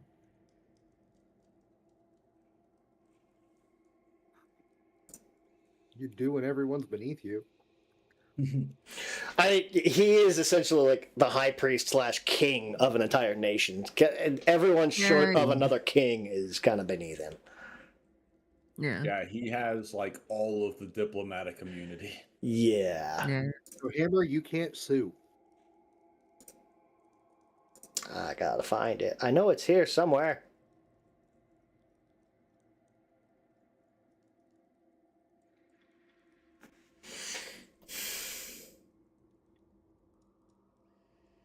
I'm really feeling the Festivus spirit now that we're gathering all of our grievances to publicly air them on. That really is it. We're just finding everything we can so we can just walk up in public and say, hey, we have a problem with Loxana. Actually, we have several. Everyone. One. And just half an hour later, Loxana comes out. We're not even done yet.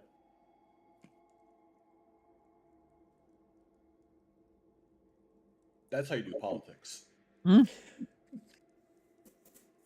Gate perception is you're kind of looking around. And I'm still trying to find it.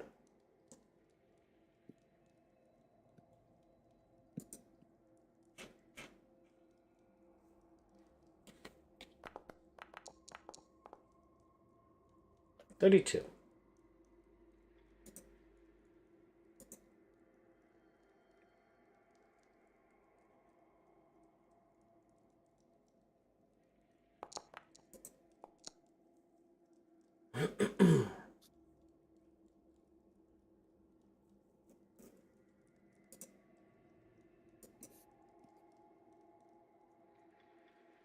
I know it's in here. I saw it.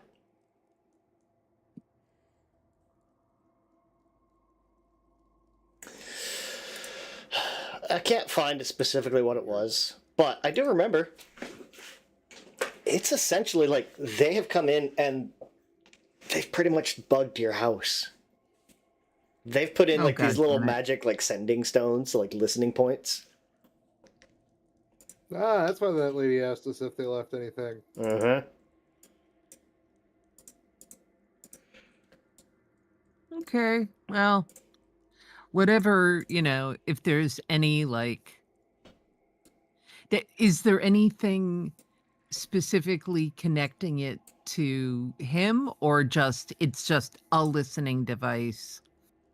Without having the matching stone or the receiver, you're not sure. Yeah. Yeah. Okay. Is there a way we can like fuck with them to make the sending stones basically just do nothing but Indian tech support calls? Do not redeem! Do not redeem! I'd like to contact you about your wagon warranty. I was About to expire. do that one. We have records here that says you've recently purchased a wagon. The warranty's about to expire. You should probably get off that. Do not redeem, my friend. Do not redeem.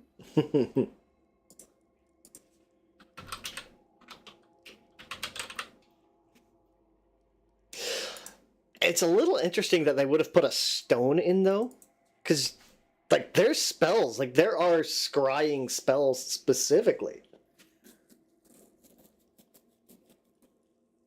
Well, but maybe the people who did it, Yeah. weren't. The problem is they hired the budget private eyes. Yeah. Well, they hired those chumps upstairs, I'm sure. So, Well, I mean, like I said, there's easier ways to do it. There's like the scrying. I think it's still scrying. Yeah, scrying it's a 6th rank spell. Though there is spells like detect scrying. None of you have. yeah. Maybe they figured it was less noticeable. Who knows? Maybe. Harder to spot or harder to detect. Yeah. So it's a reasonable guess. They probably know everything, anything and everything you've discussed here, which I would imagine like every night, like every night or morning or whatever, you guys are coming back here to rest and discussing like, okay, let's go over what we found, what our plans are, all that. Ah, crap. Okay. Oh, good thing Savatha's mostly mute. It's a reasonable guess. Whoever put those here, we know everything you've talked about. A reasonable Yeah. assumption. Yeah.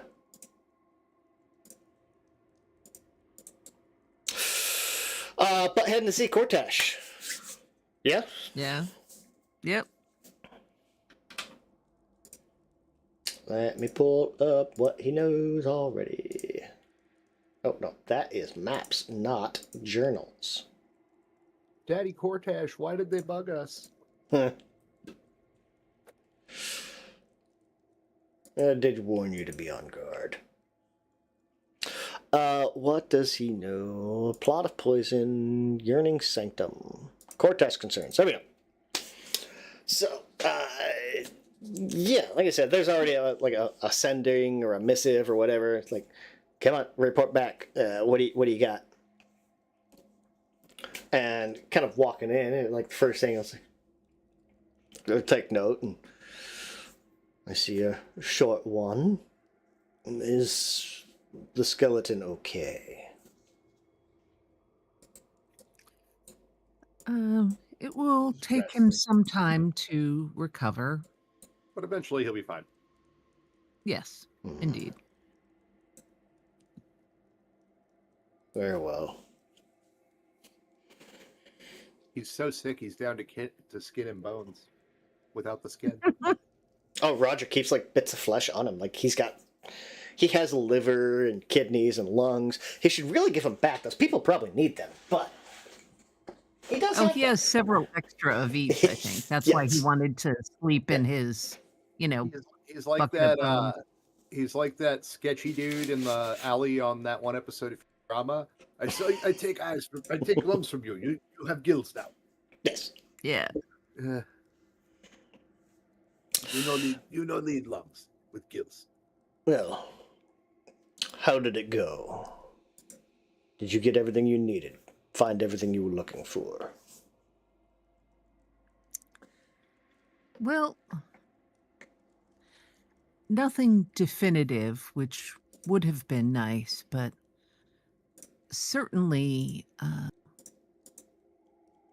I guess we would have discussed maybe before coming whether we were going to tell him that we met with the Pope. Yeah, but we did that on the way so people couldn't hear us. Yeah, Yeah. yeah. Like, is that something he would already know necessarily, or we don't know?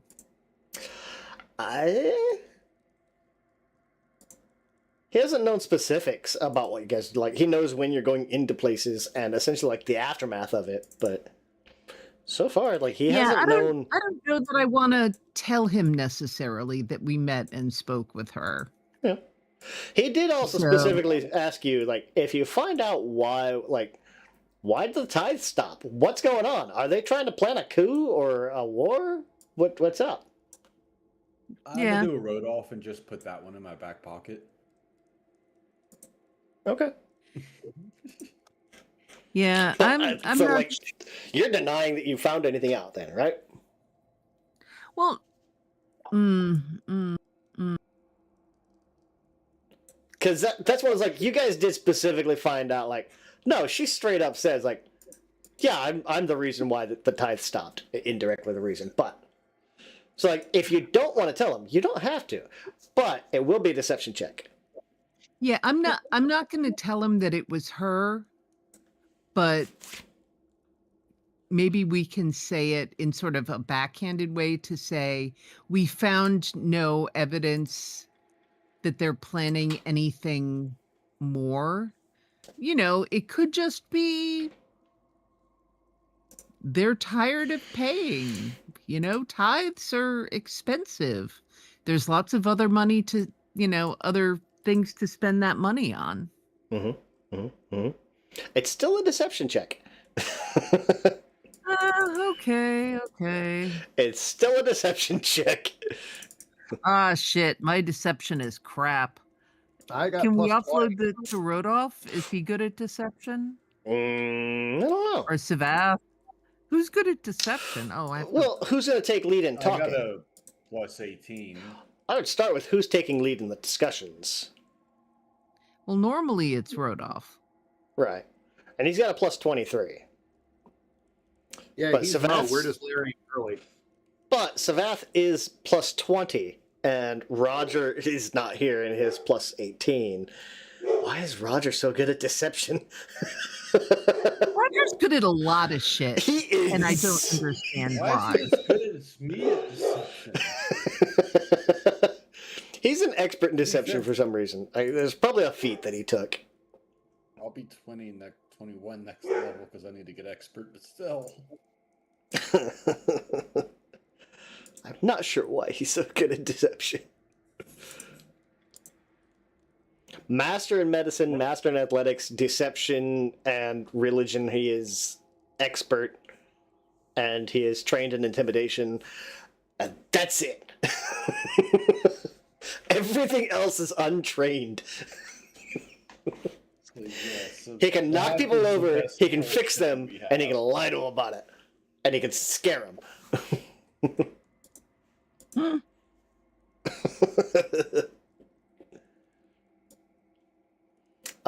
Yeah, otherwise, let's see. Deception, who else did I say? Crowley. Yeah, I'm Savath. the same as Roger, 18. Savath and Crowley are both 18, both trained. No, I'm 20. Sorry, 20, but both trained. Savath's slightly higher.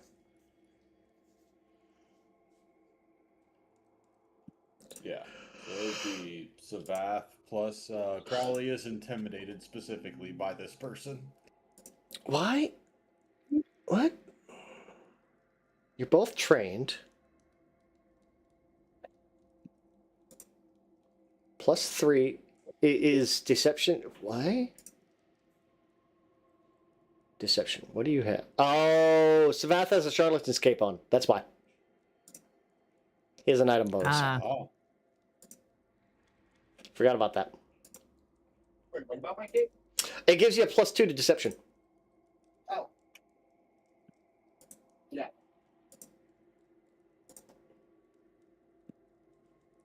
Yeah, plus 2 item bonus to deception while wearing the cape. That's why he's slightly higher.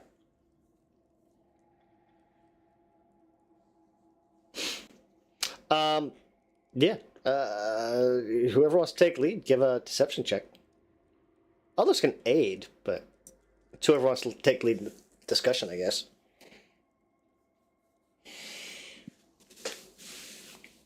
But yeah, he'll kind of start off like, well, did you find everything you were looking for?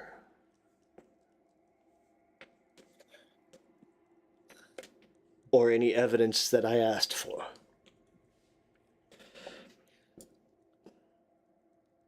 well, there was. Can't we? Who's gonna lead? Not me. My speaky speak is bad. I think I'm. I'm afraid that I've used up my good luck for rolls. This seems to be a Savath thing.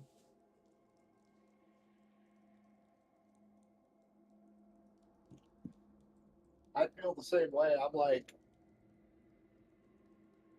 not the most diplomatic in this. I just have the highest deception. True. Well, I mean, I'll do it if we need to. I don't particularly see why we can't just tell him.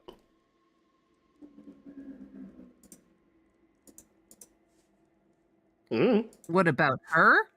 I don't think she'd be too happy with that.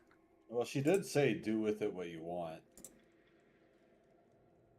She also said, like, I didn't force Geb to stop ties. I just kind of convinced him to. Yeah. I persuaded, like, I gave him strong leanings, but he's his own person. He's able to do whatever he wanted. It's, I mean, but to say, well, we found some information on our personal end that helps paint a negative picture, but not as directive as we like. For your end, it does not seem the Church of Urgatho is very supportive of tithes being directed towards another nation. The reasoning, I'm not sure if they feel they should have the support more, or if it's just a matter of preservation nationally. But we do know that that has had influence on your situation.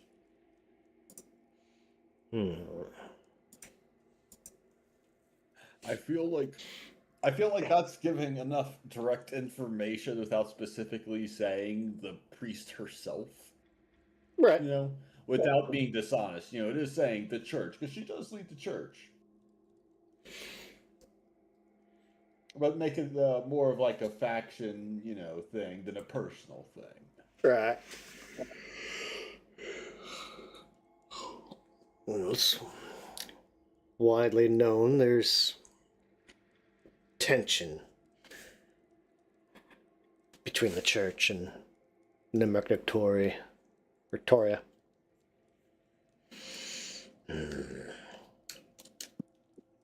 It'll get you two influence points, so you get that.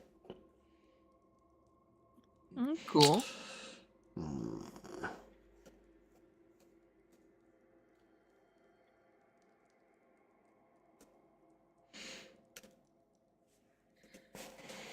What do you And plan to we do did next?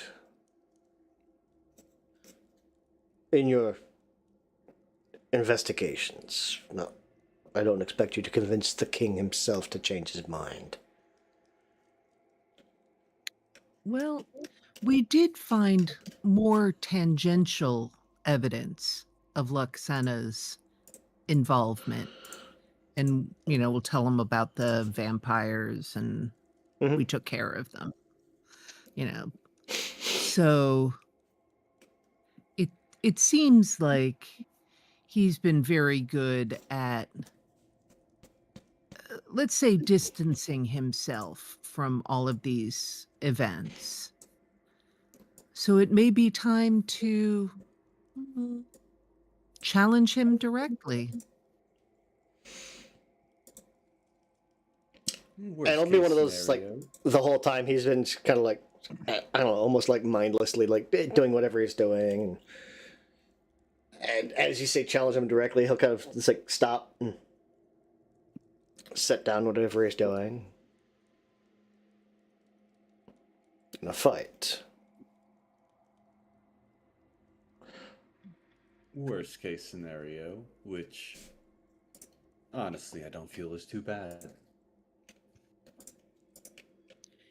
Because we're getting rather tired of, dancing around, and he does his little thing and we do something and then he retaliates and then we do something. I mean, perhaps we are too straightforward to be bloodlords, but here we are.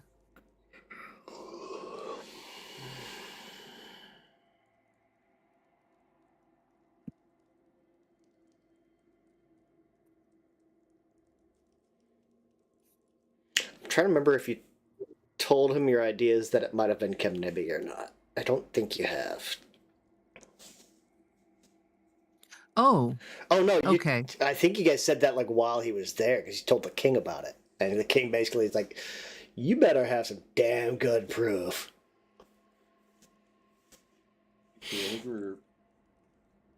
At least this time I'm talking about Loxana, but yeah, we don't quite have Kemnebi, but Loxana's not that far up. Wait, is that the same? It's No. Kemnebi is essentially like the High Chancellor. Loxana, reasonably guessing he's acting as either the front man, the supplier, or whatever. The leader of the poisoning plot, but he's not the backer. So, Yeah, like we don't have enough to go after Kim Nebi, but if someone connected to him, were to be accused and fail to clear their name, it's a step. And, well, unless Kim Nebi wants to personally try to protect Luxana, I don't see that being an issue.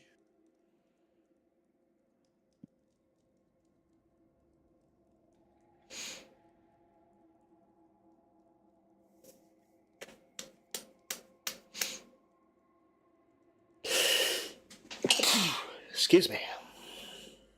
More if Luxana does fail, I could see his disappearance happening pretty quick to clear up evidence. Wouldn't want someone who knows things to be publicly connected. I'd say either performance or diplomacy. I have a +20 diplomacy. Which If I can aid, I'm +22. Holy shit. 38. You beat it by 2. Woo! Nice. Nat 18.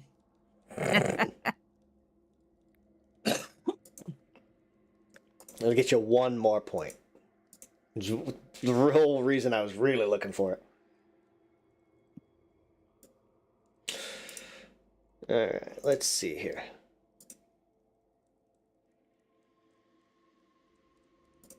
There we go.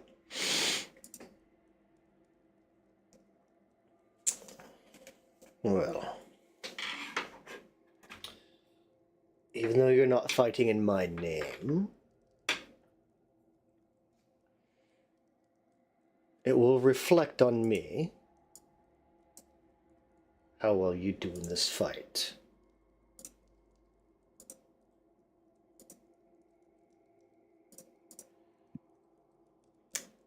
And he's going to kind of motion, like one of his attendants are going to come over and yes, bring it.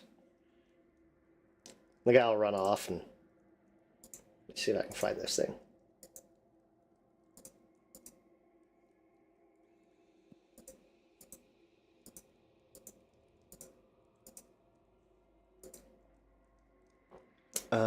There it is. They're going to bring back this weapon. It's in this case, and it consists of this wooden handle attached to a spiked ball or kind of a cylinder by like this chain. This is Writhing Gleam, and he's gonna kind of reach down. And he's gonna take this, take the handle, and as he lifts it, it changes from what is it, a flail, I think. Yeah, a flail. And as he kind of pulls it up out of the case, that chain and the cylinder at the end kind of, he pulls the handle out straight, and as it straightens out, it shifts into a sword. And then he's gonna go over and grab his other hand with it, and the handle will lengthen out, and the blade will kind of give a slight curve, and it'll shift over, and now it's a glaive. Okay, with all the flexibility, yet this seems like a Feldar weapon. Yeah. This has a shifting rune on it. Specifically, this is a specific weapon. The Writhing Gleam is a +2 greater striking Dawn Silver shifting flail. Dang. That's a lot of words. Dawn Silver. Dawn Silver is, I think, the old Mithril? Oh, so that's like... Oh, yeah. Yeah. Super lightweight. Does that make it agile? It reduces it down to 1 bulk. Oh, okay. I just remember Mithril made it lighter. Yeah, because this is a level 12 item. character that like has this, all about finding and exploiting weaknesses, having a weapon that could just change into other weapons to fit the circumstance seems So shifting, the shifting rune specifically, one action, shift weapon. It takes the shape of another melee weapon that requires the same number of hands to wield. So this is essentially like a two-handed flail. So you can shift this into any two-handed weapon. Wow. Yeah, see that I can't use because I need one hand for my my totem or whatever they're called. Right. oh yeah, your focus, your implement. Yeah. So I can't use weapons already. yeah, you can't use them at all. Dawn silver weapons and armor are treated as if they were silver for the purposes of damaging creatures with silver weakness. A metal item made of Dawn silver is lighter than one made of iron or steel. Reduce the bulk by 1. If its normal bulk is 1, with no effect on an item that has light bulk. Reduce to so you can reduce all the way down to light. So you reduce it by 1 bulk down to light. Oh. The price of an item made of this material is based on the item's normal bulk, not its reduced bulk. But reduced bulk making any further size adjustments. This is, and the shifting rune, one action, you can shift this into any other weapon that requires the same number of hands. Actually, I suppose I'll give you guys the option. Do you want one-handed or two-handed? Because I doubt that Roger would take it, because he's pretty attached to his sword. Yeah, I mean, if it could be one-handed, I would take it for sure. Yeah. It's actually written as like a one-handed flail, so. Cool. So we'll Very do this. exciting. Burp. Shape-shifting mithril weapons, pretty cool. Mm-hmm. Yeah. Silver God, mithril. you have the Terminator 2 as a weapon. Yeah. The There you go. T2000. It's on your Yeah. sheet. And it's got the +2. It's got the greater striking. Yeah.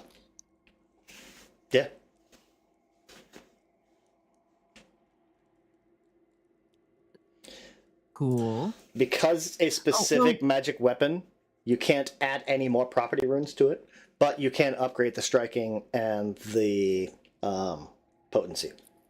The +2 to +3. Okay. So how do I see? Because it doesn't show any of the runes. If you look Details? at details.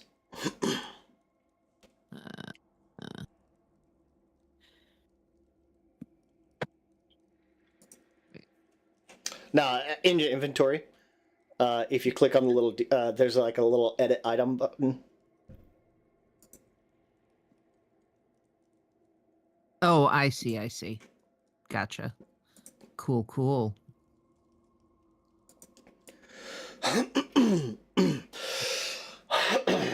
Yeah, it's a +2, greater striking, shifting, standard grid. It's written as mithril flail, but mithril's not a thing anymore. Now it's Dawn Silver, which is Dawn silver. better Cool. than mithril, because it has all the properties of mithril and silver.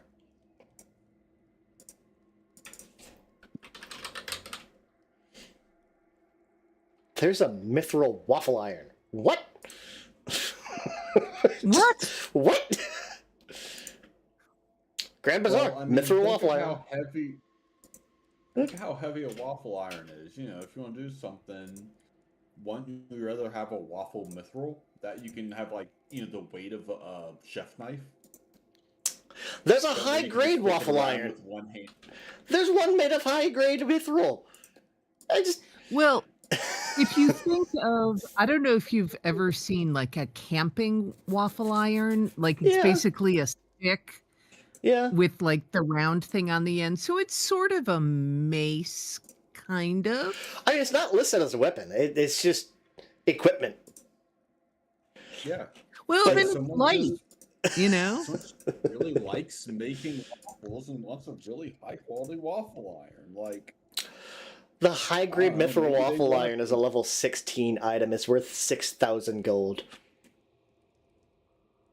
Oh my Look, god. Okay, that's have kind of another- hilarious. The regular the other mithril, part is not fixed. the regular one is a level 8 item. It's worth 355 gold. I was trying to look up. It's like, well, let me look up and see what like the mithril stuff is. Like, well, it doesn't have it anymore because remaster.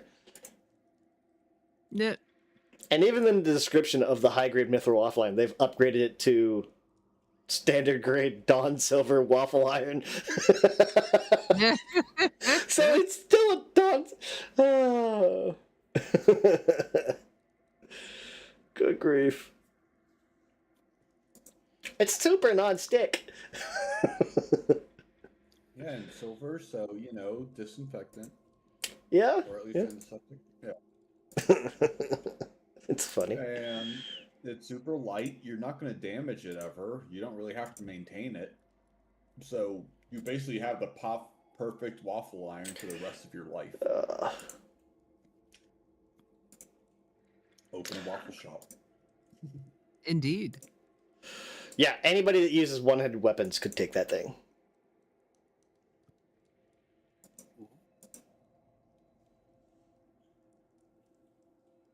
Cool, cool. Yeah, it's a nice backup. I'm excited. Or if you fight something that's weak against silver, which in a land of undead, there's still like cold iron's been more effective so far this campaign, but there's still silver. There's still werewolves. Well, and also, to be fair, I can make anything silver or Mhm. the equivalent, right? Like, Right.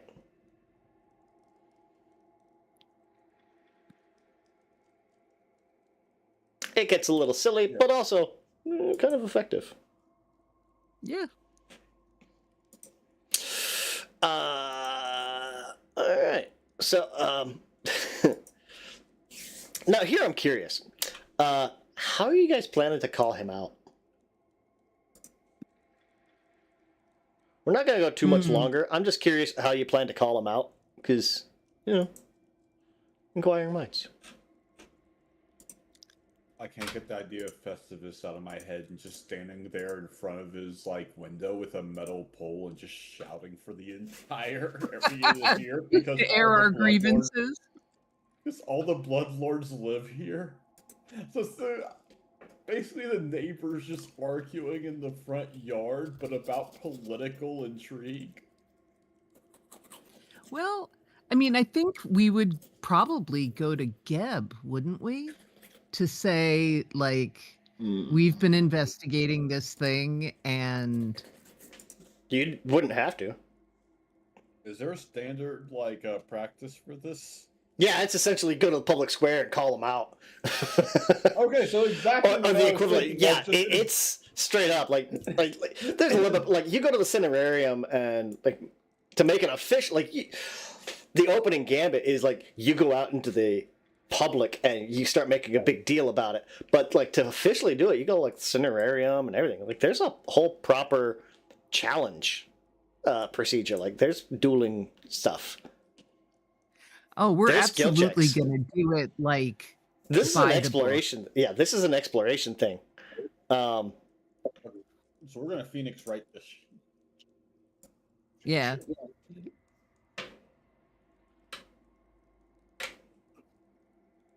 Let me see here. Objection. I said that. Fortunately, we have someone who, has already argued law with people repeatedly and won against people who were supposed to be against higher station. We need Rodolph to just, come up with the entire legal plan. Mm-hmm. Exactly. So you have options. You don't. Everything you have is kind of circumstantial so far. So if you want to rely on that, because it doesn't point to him directly, You could essentially make a public declaration. It's like, hey, we've got all of this circumstantial, we've got all of this evidence, and it points to him. Now, this can be more of a deception check. If you have evidence and file it with the government, it's a diplomacy check. If you have evidence and reveal it to the public, it's intimidation. Or if you don't want to use any evidence whatsoever and just appear and suddenly challenge him for show, it's performance. Ooh. Well, let's see. One person makes the check. Other characters can aid. It's a society check to aid. DC 20 society to aid. I was gonna say there was one plan I thought of for a bit to basically bait him, which I'm not sure if it mechanically would lead to anything, but just start like, since we have a bug, just start like basically scripting out some like false stuff, like easily provably false, so that if it does get brought up, the only people who would know about, the fake shit we made up were the ones listening on the stone show. So basically just using the stone to plant false information of like, though I figure at this point he like knows we found it. That would definitely make him concerned, but that doesn't necessarily mean, like, that might just make him go find better assassins. Yeah, I mean, my inclination is intimidation. Like, I can definitely intimidate the shit out of someone. yeah. What is it, 24? 23? Yeah, I think just call him out. Like, oh yeah, 24. The suggested skills are deception, diplomacy, intimidation, performance. Intimidation's my highest roll. yeah. Yeah, why They not? also all have different DCs. I feel like intimidation's going to be the hardest because it has the least evidence. However, as a counter argument, Crowley is a huge fucking douchebag, so this could still work. He is a horrible person and very willing to do that publicly. And this is all, like, the intimidation is, like, because it says, like, if you have evidence and reveal it to the public. You're not trying to intimidate the public. You're trying to intimidate Hyrule by going to the public. Like, this is all aimed at Hyrule. Yeah, and it seems like the reason I like it, and this is probably not reflected in the DCs, but it seems like the exact opposite of the way that he operates, which is sort of undercover and behind the scenes and stealthy and whatever. And it just, like, it seems like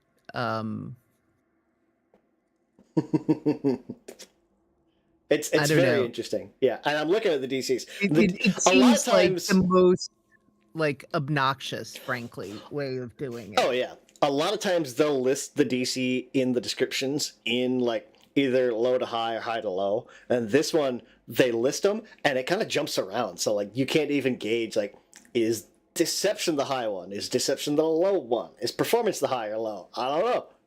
It kind of went all over. I think they went alphabetically by skill this time. Yep, that's what it is. Alright, yeah, but I'm down to just call him out directly. Yeah, Like I said, one person makes the roll, others can aid. Okay, I'll aid. I've got a plus 15 to society. Hold on, somebody's got plus 20. Probably has a good society. Rodolph, what else does Rodolph have? He's got a plus 23 deception.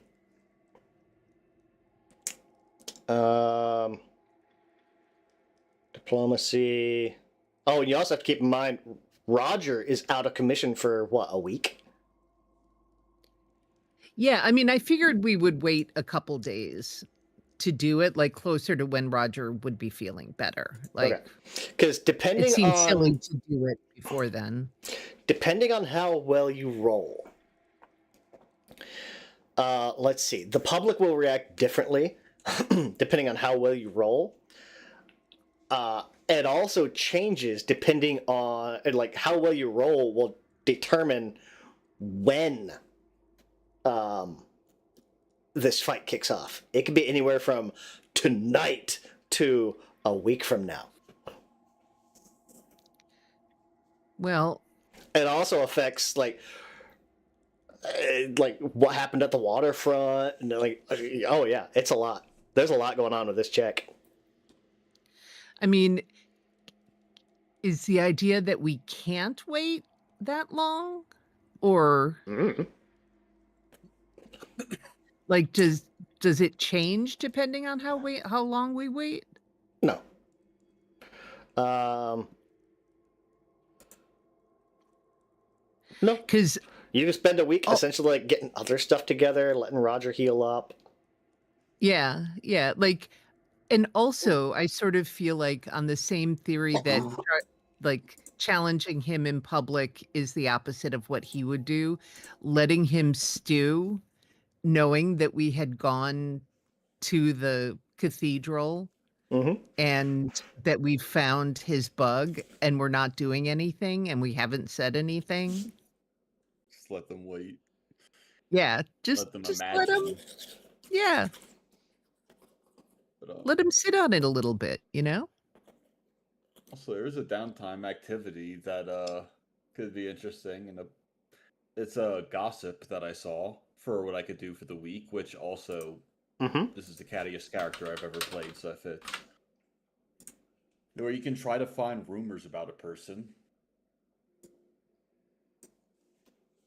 Let me see, what is it?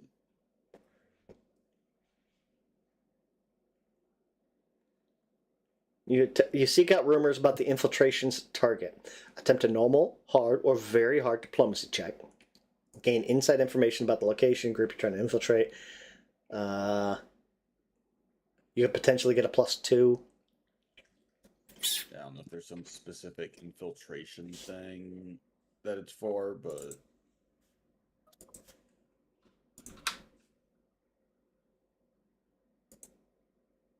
yeah, not 100% sure how that works. Let me see here. Downtime.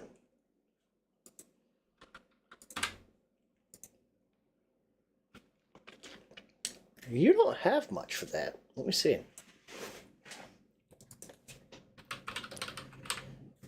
Because what is gossip? Gossip that's a weirdness is point. Okay, yeah, I think diplomacy.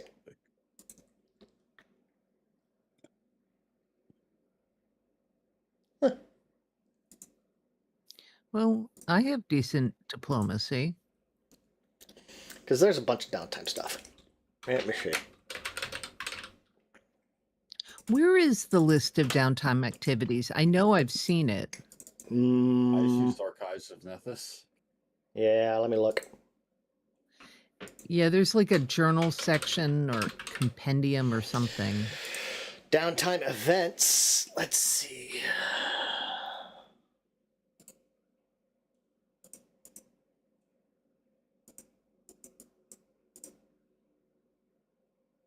Oh, hold on.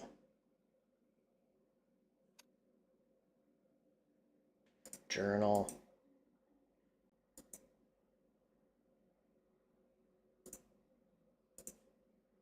Fine, hold on.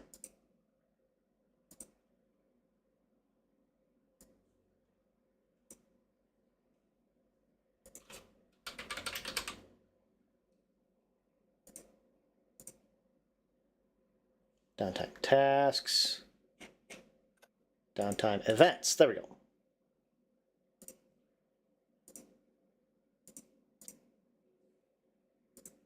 Downtime events.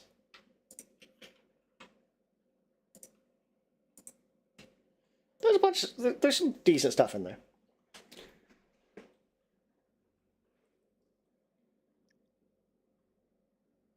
Downtime tasks. And this is just what's in the what you call it? GM screen.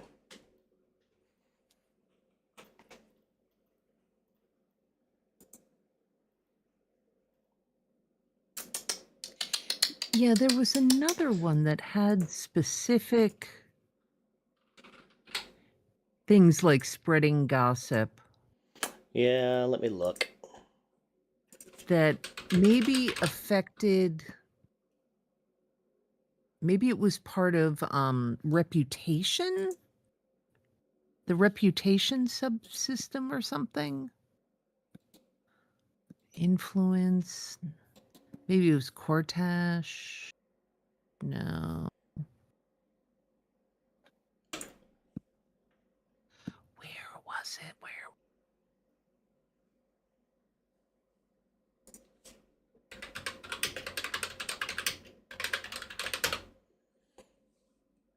Downtime rules. Downtime. Oh, Path. Reddit has a downtime activities cheat sheet.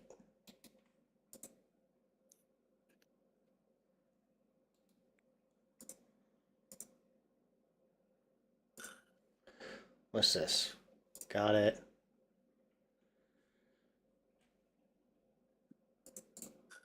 Oh, there's this.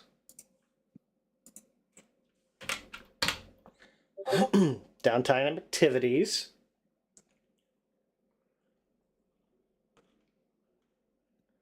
Learn name.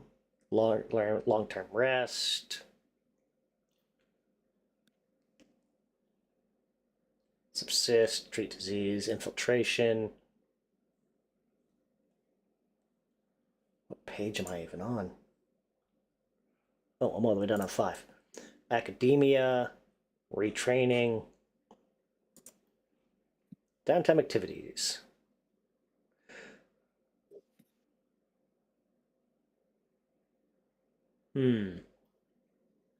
Oh, maybe it was infiltration. It was like bribing contacts. Yeah, that's more infiltration. And, yeah. I could have sworn there was something for like But I spread think we could rumors. use. I think we could use. Yeah. Oh, so that's what the infiltration stuff mentioned in the gossip thing was. Yep. Yeah. It brought that up. Like that's what it was for. Okay. Yeah. Oh, Battlecry brings in spread propaganda. That fits. Yeah.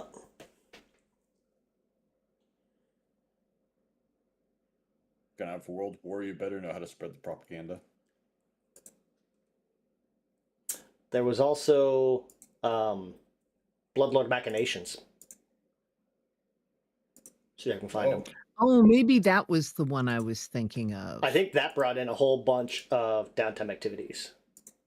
Yeah.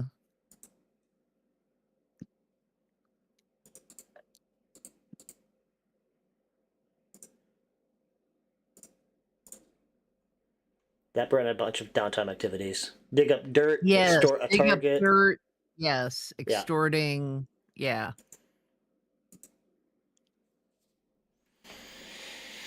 Found a faction. Increase personal celebrity. I mean, Yep. Yeah, you could do that. You know. That's when I was like, you could spend the next week doing one of these machinations, like while Roger's kind of recovering. Do one of these. Like I said, like an increased personal celebrity kind of thing, before you challenge him to say, like, hey, what's up? I mean, dig up dirt is pretty great. That's actually the closest to what I was thinking. Yeah. Or just spread. Yeah. See, stealth and thievery are not something I Yeah. could do, but Ooh, that would actually be a great Savath thing. Actually go like find more evidence. I can do both of those. Mhm. yeah. Yeah, that's like perfect for you. Oh, here we God. go. Oh, hey, Um, remember how like we didn't know what like other side those stones were connected to? Well, I mean, if we show up with the stones, that'll just prove we broke into his place too. Shit, never mind. yeah. Um, what's our reputation with the celebrants? Do we have 8 points? Reputation of the celebrants is 11. Ooh. Let's see. If you were public subject to any negative effects, blah blah blah. Oh God. You can If remove them by leveraging Geb's most effective propaganda machine. Choose one effect and attempt a deception check, and then the celebrants will act on our behalf to change public opinion. oh God. So we could try using them. There's also if we find like something through dig up dirt or something like that. Um there's I could extort him for money. Yeah. I don't think that would go over very well. I know it's an intimidation check though. I just find that hilarious. It's like dig up dirt, yeah. And I'm like, oh, extort a target. Okay, could that possibly help our target? And it's just money. Oh, Mm-hmm. oh. Oh, here we go. What about this one? A bloodlord might occasionally perform a public service, attempt to diplomacy, legal lore, society, blah blah blah. You can get a +1 or +2 circumstance bonus to charisma, intelligence, and wisdom-based skills interacting with the people. So if that would be, like if the challenge is interacting with the people, then maybe that could be used to help that.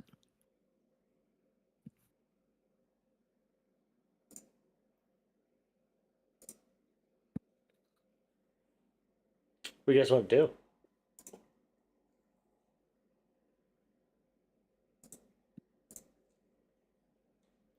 Well, my vote would be either smoke and mirrors to use the celebrants to start rumors for us, or like dig up dirt.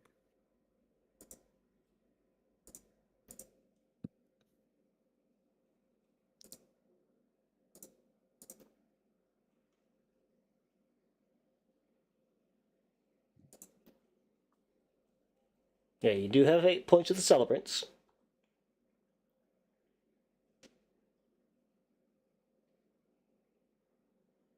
You did a good enough job in the docks that you don't really have too much of a negative there. I think actually I take that back. I think you might have a -2 on some stuff, but you guys don't Yeah. deal with a whole lot of social. You tend to kind of skip over the social. Yeah. So what do you guys think?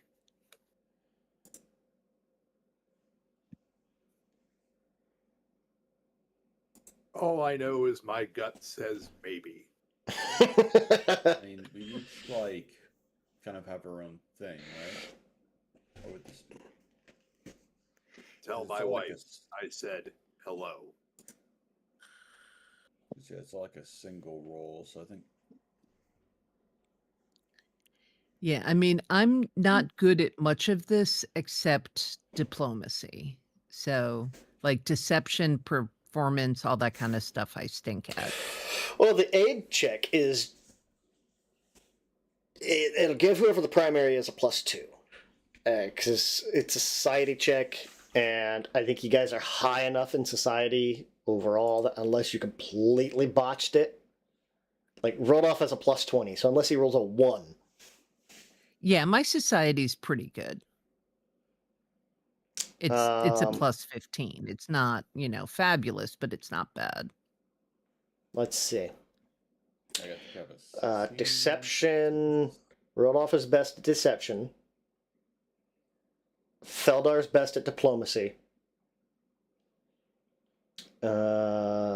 Crowley's best at intimidation. And Savath is best at performance. 3 of those are master. Performance is trained.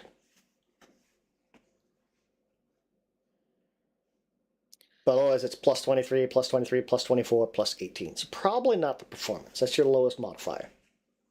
Yeah. Your highest modifier is intimidation. And then it's deception, diplomacy, or intimidation. And if you want to do something in the week, meanwhile. And then there's also there's all of that stuff. There's also a week you guys could retrain. If there's a feat you want to swap out, you can do that.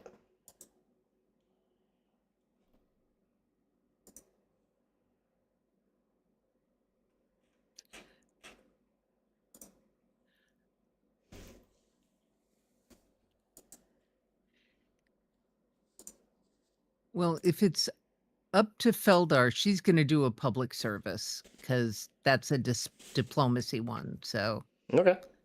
and that would help us in general with the people. So, if we are going to do the call him out in public, Mhm. that seems like a good basis to do that. Mm-hmm. Like I said, the big check is mostly you're interacting with the public, but it's aimed at him.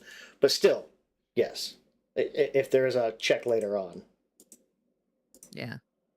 Okay. Well, here's my diplomacy check. Damn. 31. Okay. Even with an 8. Yeah. Perform a public service. Let's see. Where are you at? Should I do? You guys think I ought to do the dig up dirt? That is Sure, why not? the Yeah. roguiest thing. Mm-hmm. Yeah.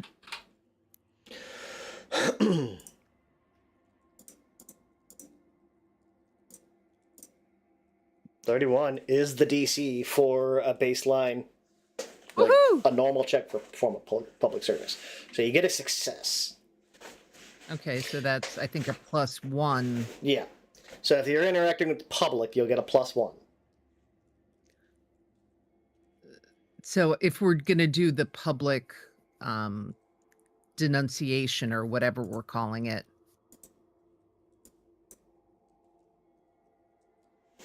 I guess that would be a +1 to that. Does that make sense? Yeah.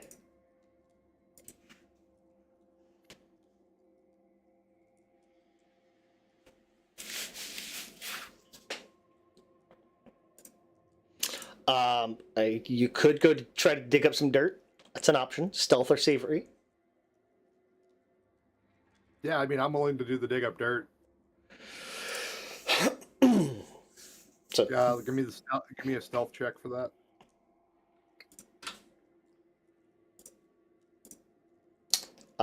let's see, because you're trying to dig up dirt on Hyrule, right?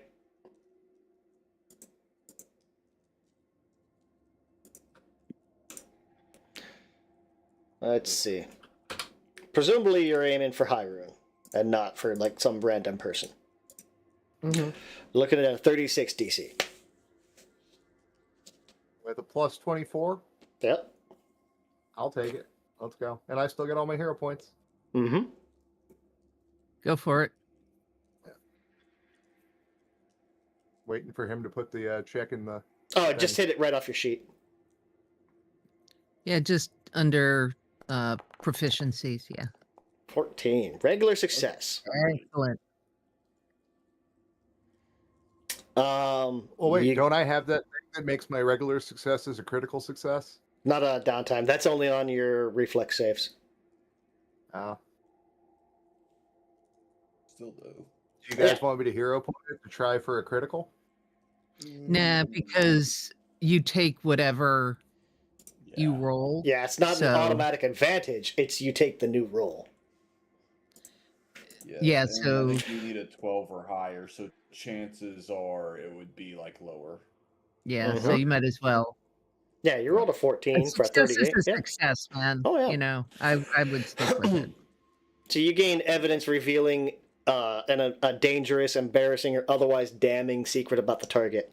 You can leak this evidence to a faction who considers themselves a rival to the target to gain 1 rep for your party with that faction and severely damage the target's public reputation. This social fallout can be as severe as the GM determines is necessary. Oh god. So wait, I just realized something. You know who publicly who has an issue with them, or not really a rival, but the Church of Ogathoa Urgathoa? has an issue with them. Yeah. Has a very personal issue with them because the priest, has an issue with the cult thing. So that could definitely really fuck up his reputation before he gets called out. Yeah. Yeah. Then if you publicly call him out, though, Oh yeah, that's no, if you publicly call him out and you're trying to get him off of the Church of Urgathoa, kicked out or whatever, then you got to fight whoever he picks as champion, and then it is a fight to the death. ah. You can, you have the option. And it's got drawbacks. That's all. Now at that point, it's a gamble. Uh huh. Do you think he has someone stronger than that guy? So, it's like, how severe is this secret that you figured out or that you learned? I rolled a d10. It's like on a scale of 1 to 10. This is a pretty severe secret. Like, it's not the poisoning plot. Like, it's not hard evidence of that. But Oh God. Yeah. yeah, it is one of those like, she told you that, but you actually find like Savath kind of like sneaks in and finds, I don't know, like her journal or like some type of writing, something in writing that shows like, yeah, he's publicly he's still like a ranking officer in the church, but like you find in writing that like she has misgivings about him, and you know that he's had like, essentially like a crisis of faith kind of thing. Still suspicious of supporting that splinter group too. Mm-hmm. Or at least that he was set up in their the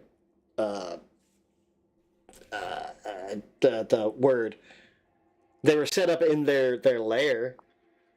He wasn't necessarily supporting it, but yeah. Oh god, he was on the island. Yeah. That's just what evidence that we have. He was on the So island. you could either report that to the public or to another faction, give yourself a little bit of a rep bump.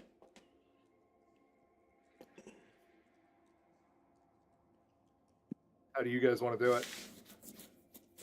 Evidence to a faction who consider themselves a rival to the target. Let me see. Subsystems. Factions. He's in with the celebrants, so you can't turn it into them.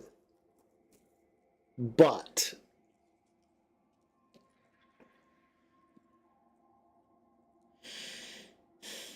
I'd say tax collectors, reanimators, export guild, Carter's Consortium. Probably not the tax collectors. Reanimators, export, and Carters you could turn it into.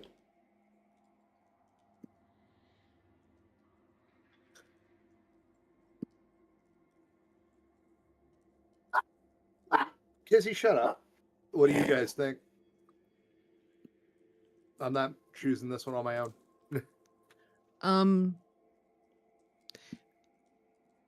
I'm sorry, I'm not sure I understand. So by substituting, You get a reputation bump with one of those three, whoever you turn it into. It's still going to damage his public reputation, but oh, okay. Yeah, might as well do it with the Carters. Like, all right. Yes, again, if there's anyone we're kind of close to bumping up. yeah. I don't know. Oh, what that's our true. current Yeah, levels are. if there's anyone. Well, you got two directions. Let's see. Carters, you are just barely liked. Like, if you go down one by the Carters, you're no longer liked. You're just ignored. Oh, so we might as well beef them up. Yep. Yeah, just make sure we stay in their good graces. Mm-hmm. And this is why I Yeah. asked the class what they wanted me to do with it. So Feldar spends the week essentially like, helping out the public, so she can get like a +1 to if she takes lead on the check. Savath finds out some dirt, and it starts to kind of stain his reputation, or stain the guy's reputation.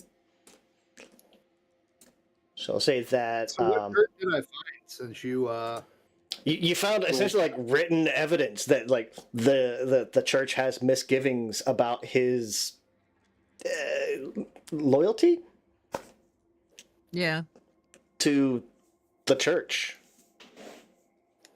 So I'd say that would probably reduce.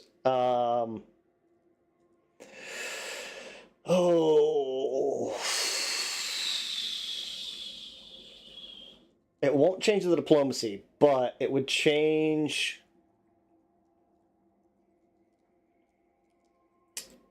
intimidation, performance, deception. Yeah, those three would go down by 1. Okay. Well, my intimidation and diplomacy are the same. So if we do the intimidation one, that'll be a +1 and then a -1 to the DC. So Mm-hmm. that's probably the way to go. What's Crowley doing? I'm thinking there's a thing called accomplish a faction goal. Let's see. Okay. Wait, hold on. Let me just make sure. Choose factions. I don't know about the complexity and time, but that one seems to be one of the more kind of open ones. It's like One choose a long-term faction and a goal. skill. Yeah. Something. Is there anything like the reanimator? Not the reanimators. The celebrants might want that could something to do getting a feast ready, I assume, or. What do you have for Does- lores? Let me see. Genealogy. Genealogy. So not that. I feel like I could Now the celebrants, especially like Urgathoa and the celebrants. Well, you could do the other one with the celebrants. And of course, I've closed that window, so I can't remember what it's called. Well, the specific reason I was looking for celebrants is because if I somehow get a crit success, it's also a +1 circumstance bonus to charisma-based checks against members of the faction for 30 days. So that could be another +1. Yeah. Trying to otherwise it's just +1 reputation on success.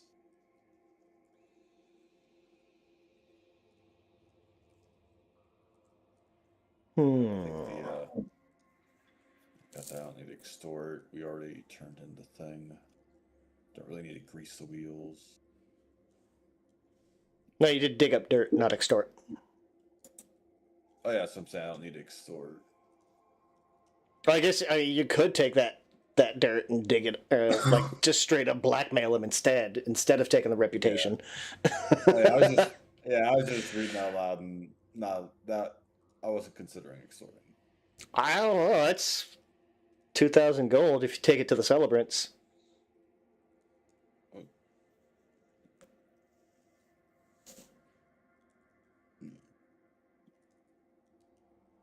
Or 1,500 gold if you take it to Hyrule.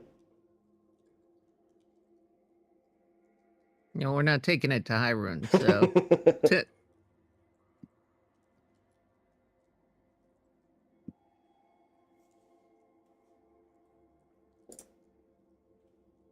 Yeah, so the only idea I had was the possibly the like goal.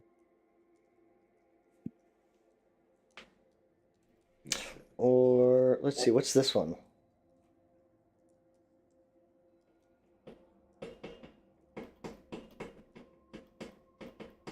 What's Mastermind?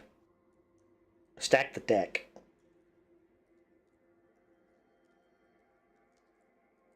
What's a mastermind point? I have no clue.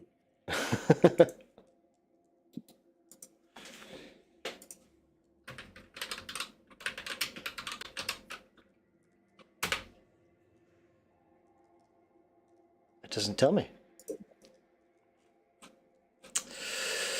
Oh, though the DC is adjusted by 2 for each maximum point you wish to gain beyond the first. It doesn't tell me what a mastermind point is.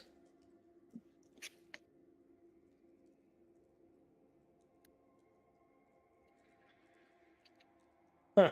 I don't know.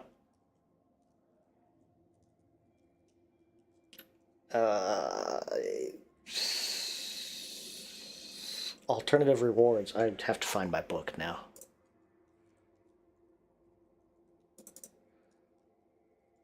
Pathfinder 2. Yeah, well, it's not. Yeah, it's not a generic thing because it's not Uh-huh. in Archives of Nethys. So Yeah, not specifically anyway. Page 79.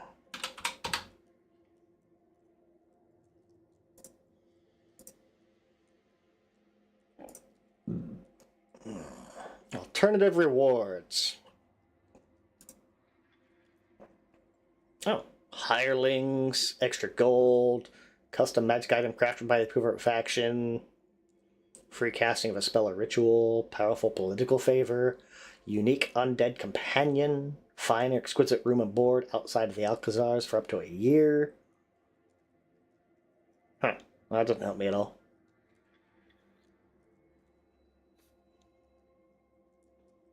You orchestrate a plan to manipulate the faction microcosm to serve your whims.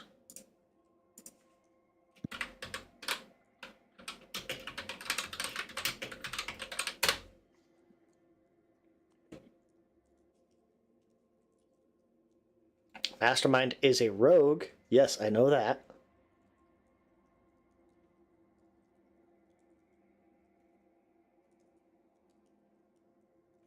Yeah, I don't know.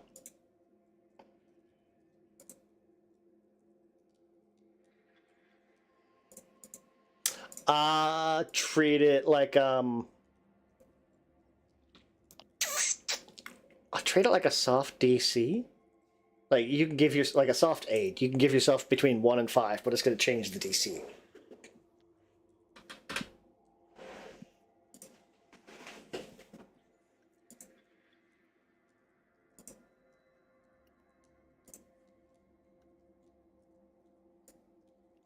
Oh, there we go. That's what I'm going to say stack the deck is. For this purposes, you could choose between a +1 to a +5. And a standard DC is 31. So you could give yourself a +5, but the DC is a 41. Let's look at some things.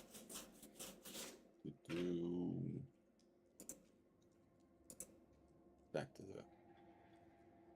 I'm gonna see which. I don't think anyone. Yeah, Rodolph can't even do that.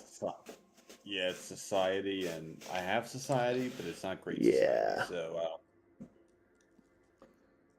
Oh, I said look at the success.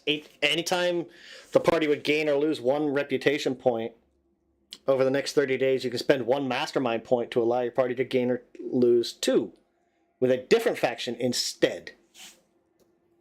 So that's what mastermind points do. oh, It affects your reputation. Like you can use it as a replacement for reputation. Critical failure. it's basically your ability to manipulate. Yeah.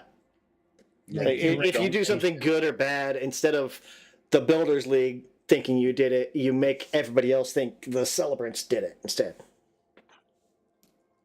On a crit failure, you gain the design number of mastermind points and can spend them as described. However, 1d4 days later, you lose 2 rep with both factions instead. Oh shit! On a crit failure. So either, like, your options, like, it really does kind of push you towards either do a +1 or a +3. Don't do a +2.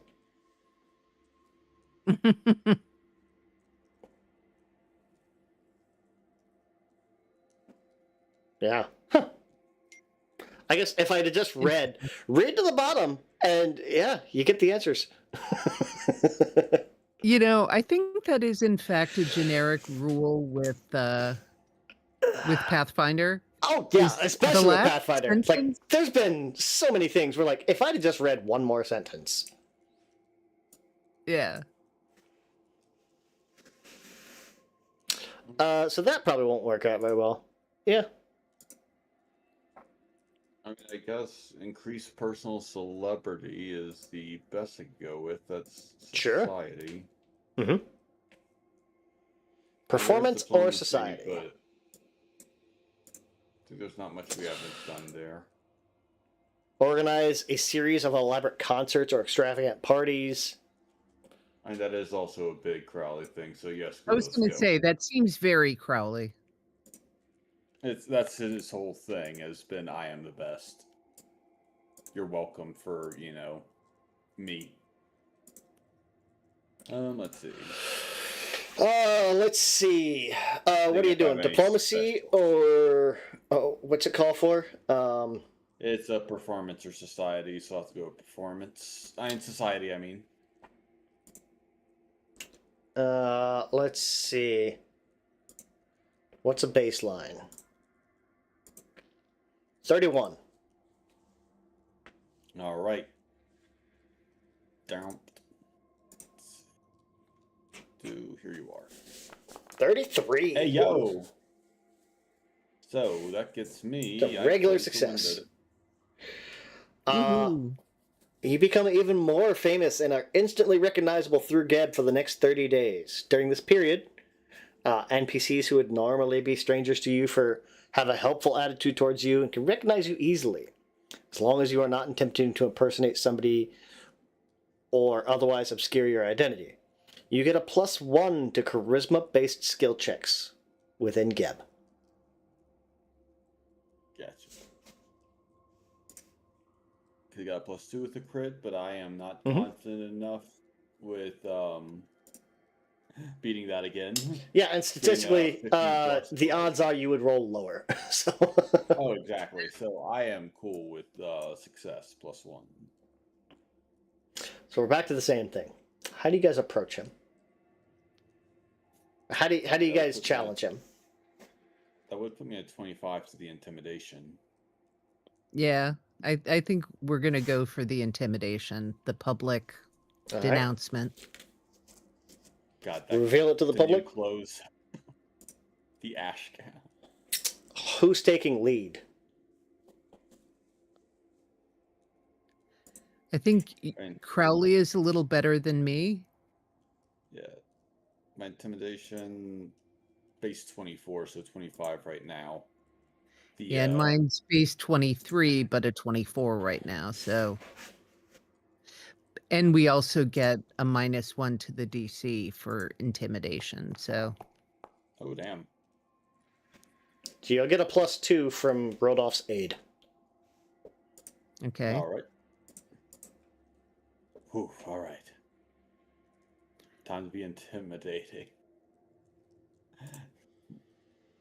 Listen. Oh yeah, where's the thing up here? There we go. Oh, sorry, you'll get a +1. Gotcha. Let's see. That is... But he already has a +1 from his downtime too. with Mhm. that. Okay, so is there a thing to? Oh, it's right up here. Never mind. I see it. I scroll past. That is a 2.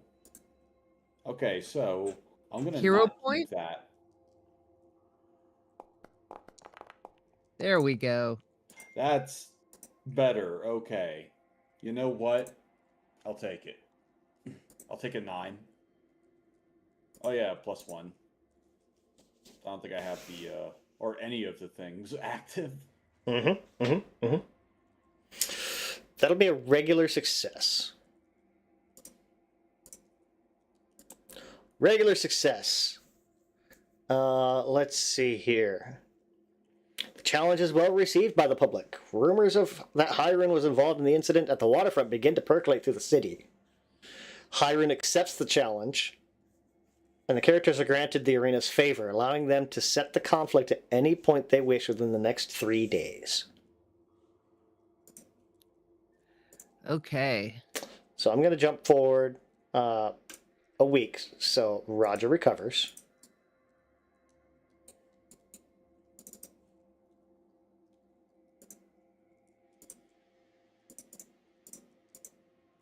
There we go. We will heal everyone up to full, because after a week, I would certainly hope so. Indeed.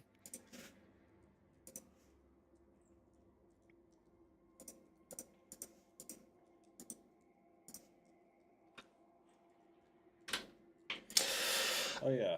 Now we have downtime to think about it. There's one thing I could, since we have a couple days, one thing I could grab that I keep forgetting to grab, which is that what's it, lifter's belt.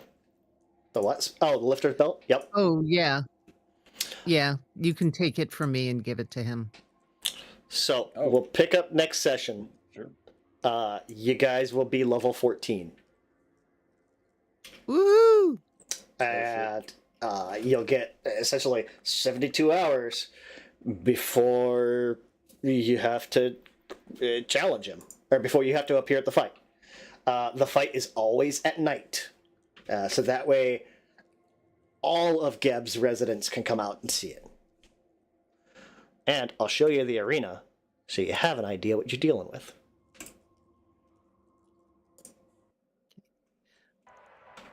Cool arenas. Let's see this. All right, we see dots. Oh yeah, it's because none of us are on here, so that's artificial. Okay, there it goes. Oh, is this what? Yeah. Is this gonna be like the arena in the terrible Dungeons and Dragons movie?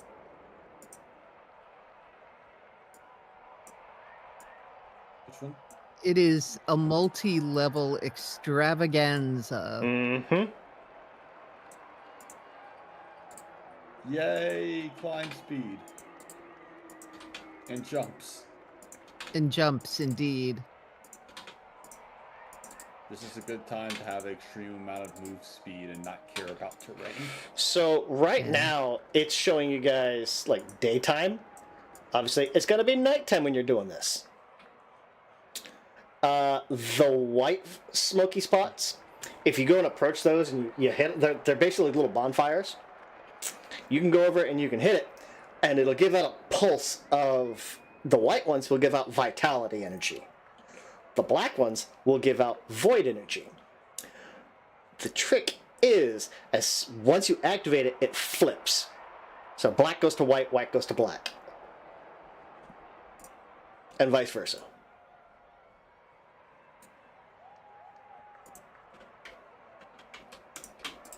All right.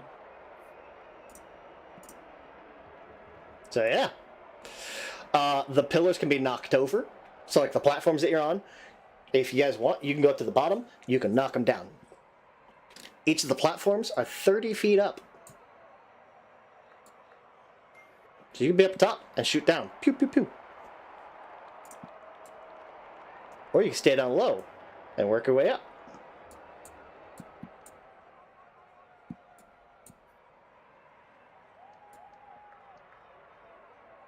There's 6, 7 platforms, I think. Around the outside, rather. 1, 2, 3, 4, 5, 6. 2, 3, 4, 5, 6. 6 platforms, not 7. Plus all the platforms in the inside. The outer platforms can be knocked down. The inner platforms cannot. Not easily. And then there's the fires.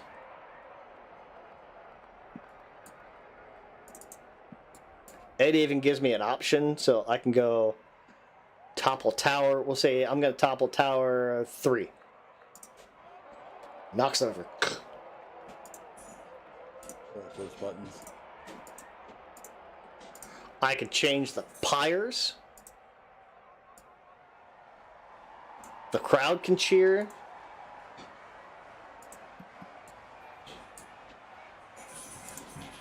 You can get the crowd on your side in this fight. Nice. We already have that now. You have it when you're out in town. This is like Coliseum fighting. If you put on a good show, like you can get the crowd behind you and get like more social bumps out of it. I'm going to have to consider my tome skills. Mm-hmm.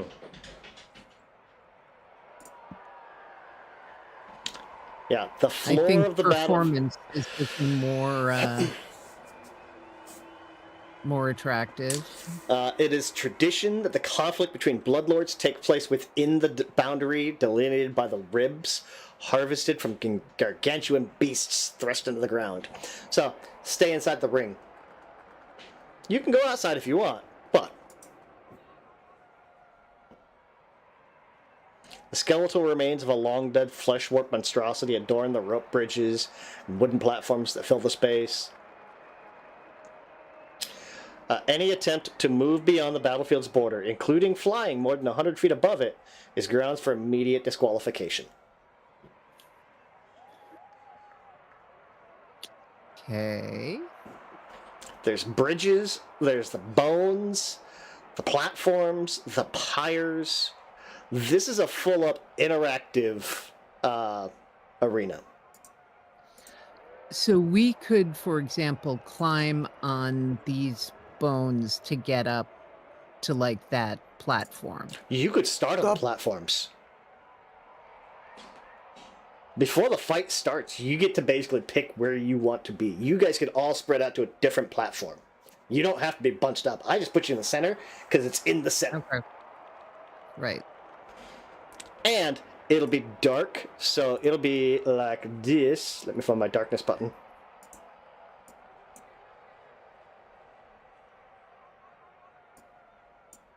Yeah, back that.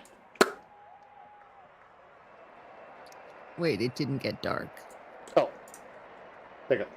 There we go. Okay. And then what happens if the dark ones are activated? 5d6 void damage or healing. Gotcha. And then it flips over to white, and white gives off white light, but is vitality. So we got to watch out for those. You can either go up and activate it intentionally, or you can shove someone into it. Ooh, oh, and so that doesn't It'll still activate. violate the normal. No. This is a full-up battle. Nice. Yeah, this is like the only rule. Said that. Yeah, you're right. As I did, The like crowd the starts cheering. Kill, regardless of the battle, this is a severe encounter for 14th level characters. Yikes. Someone All might right. go down. Again. All right, go Stonewall Jackson.